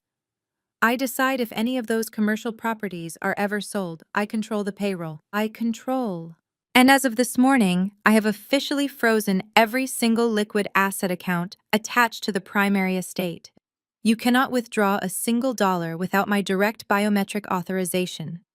I leaned down slightly so I was eye level with him. My voice dropped to a low, dangerous whisper meant entirely for him. You thought you were erasing me from your history, Julian. But your mother made sure I am the only history you have left. You are completely and utterly at my mercy. And considering you just handed me a divorce petition and threw me out onto the street, I think you know exactly how much mercy I plan on showing you. Julian squeezed his eyes shut, tears of absolute defeat leaking down his cheeks. The arrogant, cruel king of the Hayes Empire was completely dead. In his place was just a broken, middle-aged man who had finally been forced to face the catastrophic consequences of his own monumental stupidity. He had absolutely no leverage. He had no money. He had no power. He was completely trapped in a financial prison built by his own mother, and I was the one holding the only key. But my total victory over Julian was violently interrupted. A loud, sudden crash echoed from the side of the table. Preston had suddenly slammed both of his hands down onto the solid mahogany wood, with enough force to rattle the crystal glasses. He pushed his heavy leather chair back so violently that it tipped over and crashed onto the floor. He stood up, his face flushed a deep, angry red. The veins in his neck were bulging, and his hands were curled into tight, aggressive fists. The smug, condescending gatekeeper was completely gone, replaced by a desperate, cornered animal. He glared at me, his chest heaving with heavy, aggressive breaths. He was no longer trying to play the role of the sophisticated elite. He was ready to get physical. Preston took a heavy, aggressive step toward me. He pointed a thick, trembling finger directly at my face. You are a damn liar, he shouted, his voice echoing violently in the large boardroom. That piece of paper is a complete fake. Vivian would never hand the keys to her entire empire over to a glorified calculator from the slums of Atlanta. You forged that document. You broke into her hospital room and you forced a dying woman to sign over the proxy. I will have you arrested for elder abuse and corporate fraud before you can even walk out of this building. I did not take a single step backward. I did not flinch or reach for my phone to call security. I just stood there, looking at this incredibly mediocre man trying to use physical intimidation because his fragile ego had completely shattered. You are projecting, Preston, I said, my voice dangerously low and completely steady. I highly suggest you take a deep breath, pick up your chair and sit back down, because if you take one more step toward me, I promise you will not be walking out of this building as a free man. Preston scoffed, letting out a harsh, erratic laugh. You think you intimidate me? He sneered, closing the distance until he was standing just a few feet away from me. You think wearing a nice suit and holding a piece of paper makes you my equal? You are nothing but a lying gold digger trying to steal my wife's inheritance. I know exactly how to handle people like you. I am going to call the police right now and have you thrown in a holding cell. He actually reached into his pocket to pull out his phone. I did not try to stop him. Instead, I reached into my leather briefcase one final time. I pulled out a thick, heavy stack of printed audit statements bound tightly with a black metal clip. I slammed the heavy stack of papers down onto the polished mahogany table with a loud crack that made Preston jump. You want to talk about forgeries? I asked, raising an eyebrow. Let us talk about forgeries, Preston. Let us talk about what you were doing 2 weeks ago while your mother-in-law was lying in a hospital bed on a ventilator fighting for her last breath. Preston froze. His hand stopped halfway into his pocket. His aggressive posture instantly collapsed, replaced by a look of sheer, unadulterated terror. I looked over at Chloe, who was still staring at me in total shock. Chloe. I said, my voice clear and projecting across the room. Did you know that your beautiful historic mansion, the one you live in rent-free, was fully paid off 30 years ago? Chloe nodded slowly, completely confused by the sudden change in topic. Yes, she whispered. Mom gave it to us free and clear when we got married. Well, I continued tapping the thick stack of audit papers. It is not paid off anymore. Exactly 14 days ago, a massive $5 million commercial mortgage was quietly taken out against the pure equity of your home. Chloe gasped, shaking her head violently. No, she stammered. No, that is impossible. Mom would never take a loan out on my house. She hated debt. I looked back at Preston, watching the sweat begin to bead on his forehead. You are absolutely right, Chloe, I said, never breaking eye contact with Preston. Vivian would never do that, especially not while she was in a medically induced coma. But the bank approved the loan anyway, because the authorization paperwork contained Vivian's exact signature. A signature that was flawlessly forged by the man standing right in front of me. Preston opened his mouth to speak, but absolutely no words came out. He was completely suffocating in his own guilt. I am a senior corporate tax auditor, Preston, I said, breaking down his crime with brutal precision. Did you honestly believe you could hide a $5 million ghost loan from me? You used your high-level access to the family accounts to bypass the standard security protocols. You routed that $5 million directly into a dummy corporation you set up called Sterling Future Ventures. You stole $5 million from a dying woman and secretly mortgaged your own wife's house to do it. Julian, who was still slumped in his chair, looked up in absolute shock. $5 million? Julian whispered, staring at his brother-in-law. Where is the money, Preston? What did you do with my mother's money? I turned my attention back to Preston, watching him completely unravel. Yes, Preston, I mocked him gently. Tell the family where the $5 million went. Tell them about the unregulated offshore cryptocurrency exchanges. Tell them how you thought you were a financial genius and dumped the entire stolen fortune into highly leveraged volatile altcoins. Preston took a stumbling step backward, shaking his head violently. I can get it back, he whispered, his voice cracking. It was just a temporary dip in the market. I just need more time to let the investments recover. I laughed, a sharp, cold sound. You cannot get it back, Preston. I pulled the digital transaction receipts last night. You were margin called 3 days ago. Your positions were entirely liquidated by the exchange. The market crashed and it took every single stolen penny with it. You did not just hide the money, you completely incinerated it.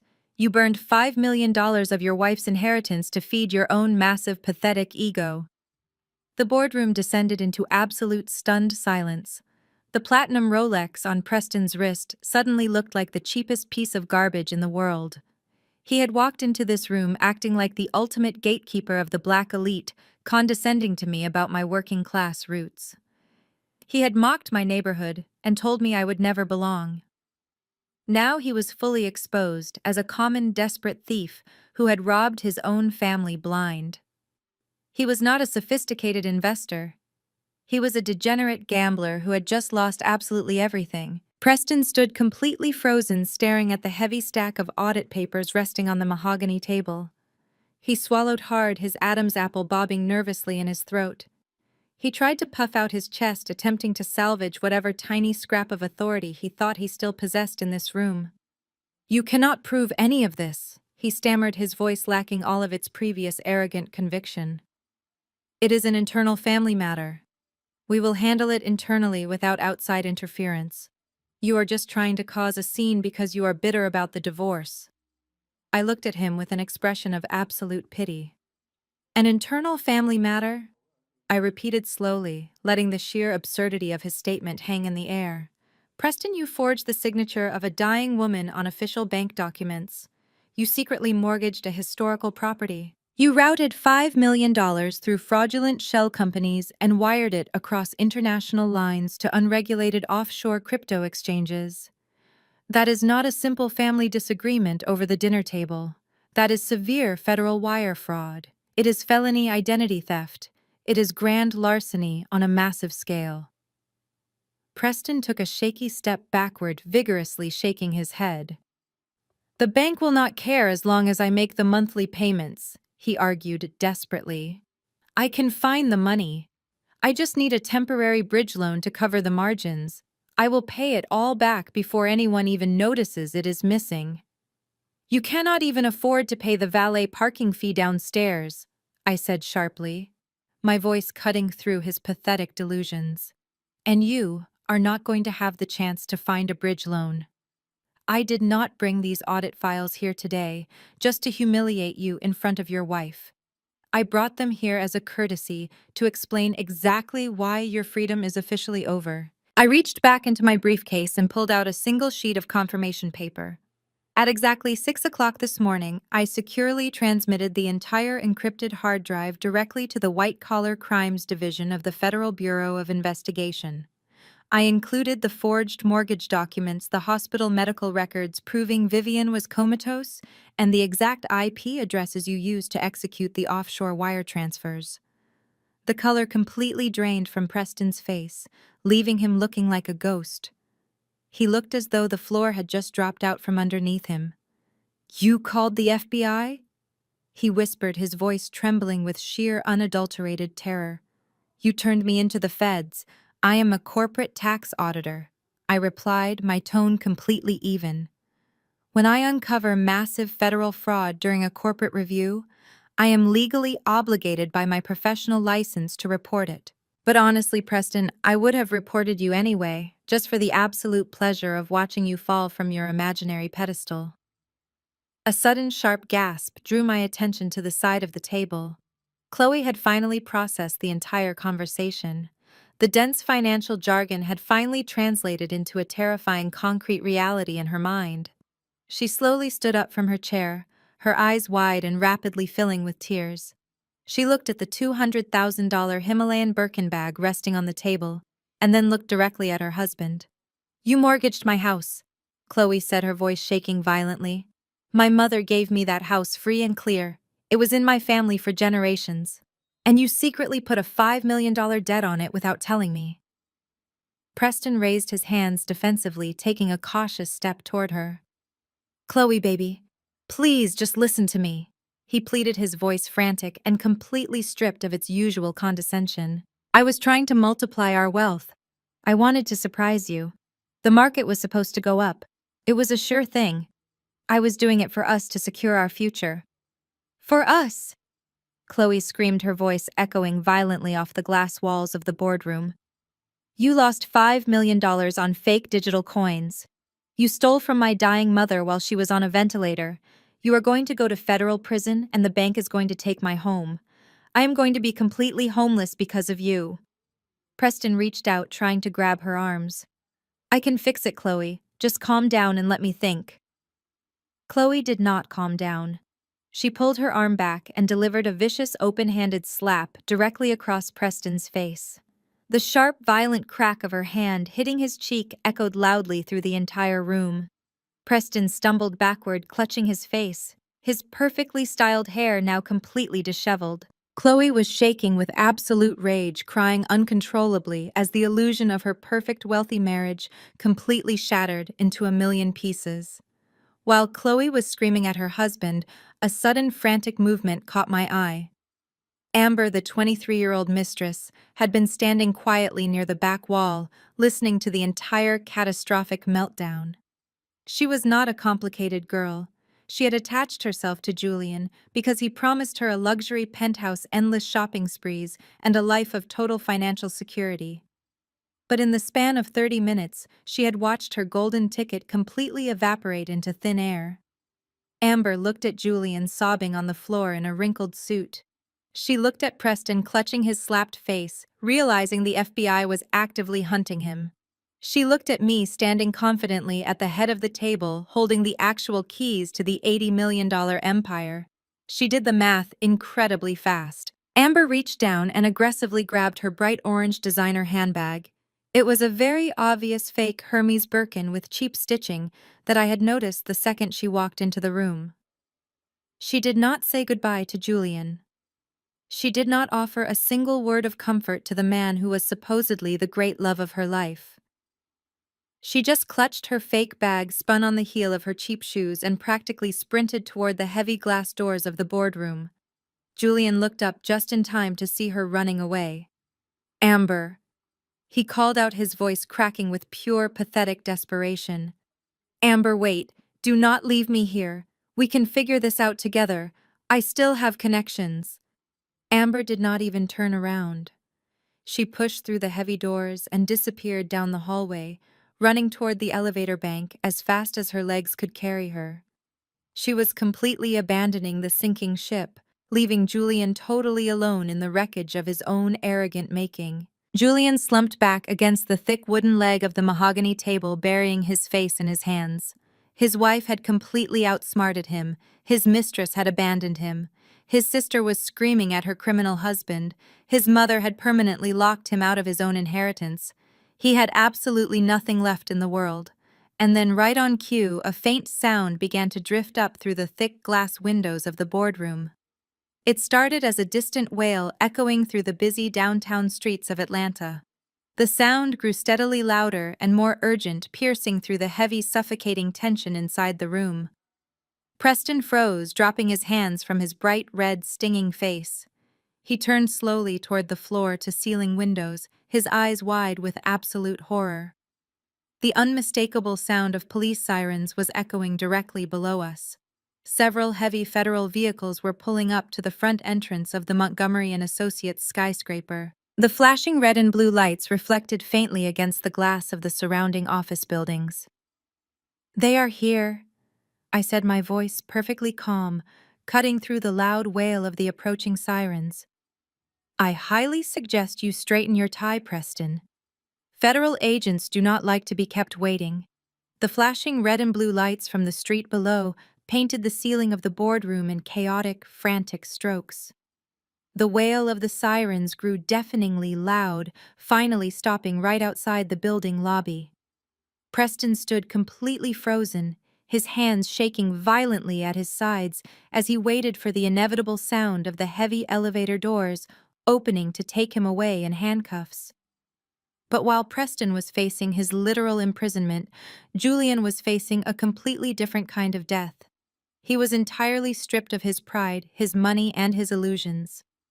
The man who had entered this room acting like a king was now nothing but a hollow, desperate shell. Julian slowly slid out of his heavy leather executive chair.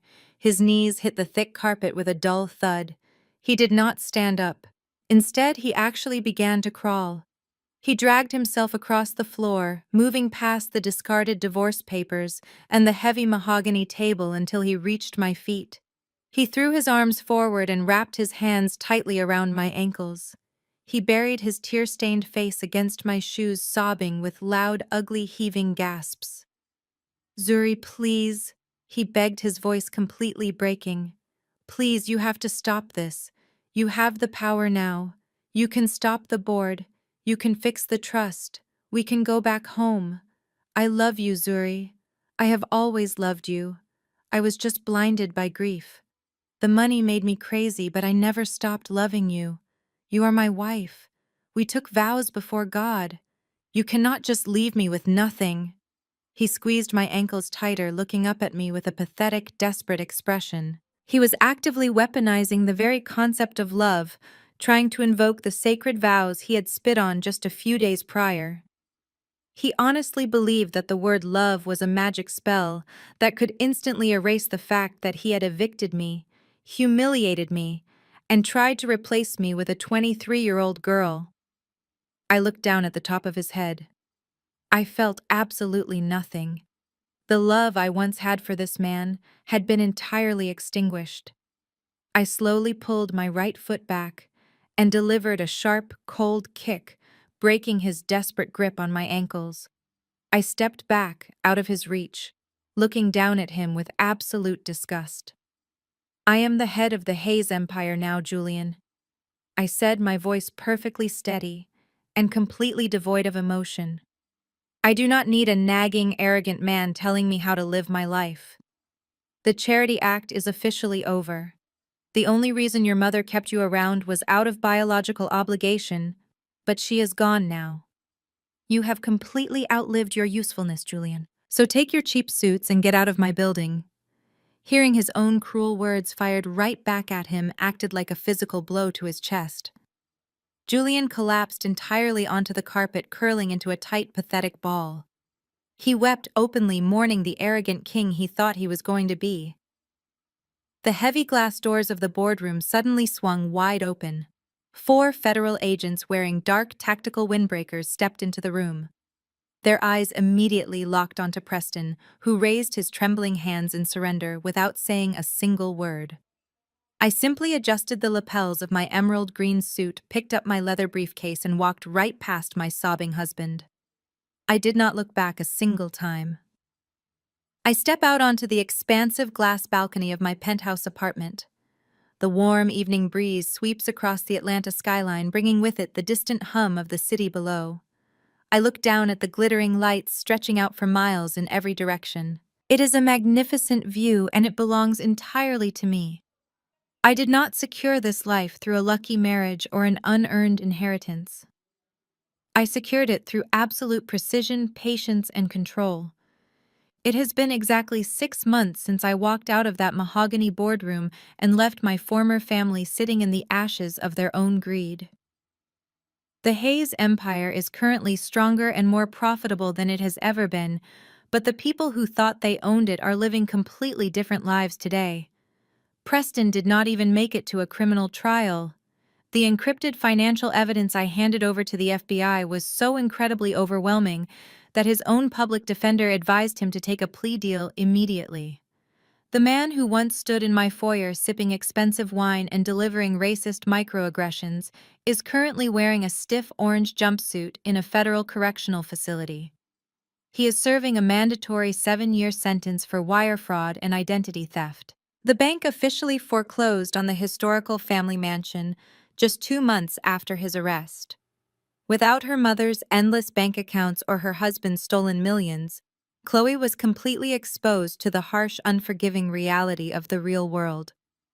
She tried to auction off her collection of designer handbags, but the vast majority of them were legally seized during the bankruptcy proceedings to pay off Preston's massive debts. Today, the woman who once scoffed at my working-class roots and paraded a $200,000 Birkin bag around a legal office is currently scrubbing feet at a discount nail salon in a strip mall just outside the city limits. She works double shifts just to keep the collection agencies from calling her burner phone. And then there is Julian, the former king of the Hayes Empire. The man who tossed a fake cubic zirconia ring at my feet and proudly told me I was nothing but the hired help. When the reality of his massive credit card debts and empty bank accounts finally crashed down on him, he was forced to file for total personal bankruptcy. In a desperate final attempt to survive, he formally petitioned the Hayes Holdings Board of Directors for a job. Any job, just to keep himself off the streets. As the chief executive officer, I personally reviewed and approved his employment application. Julian now works the late-night shift as a low-level janitorial contractor. He spends his evenings emptying trash cans, mopping floors, and scrubbing toilets in the exact same commercial high-rise he used to brag to his mistresses about owning. I raise my crystal glass, letting the aged amber bourbon catch the warm glow of the city lights. I take one final slow sip of my drink, enjoying the smooth, quiet taste of absolute victory. I look directly into the camera, letting a razor-sharp smile spread across my face. Revenge is not about screaming. It is not about throwing tantrums or crying on the floor. Revenge is a corporate tax audit calculated perfectly down to the last decimal.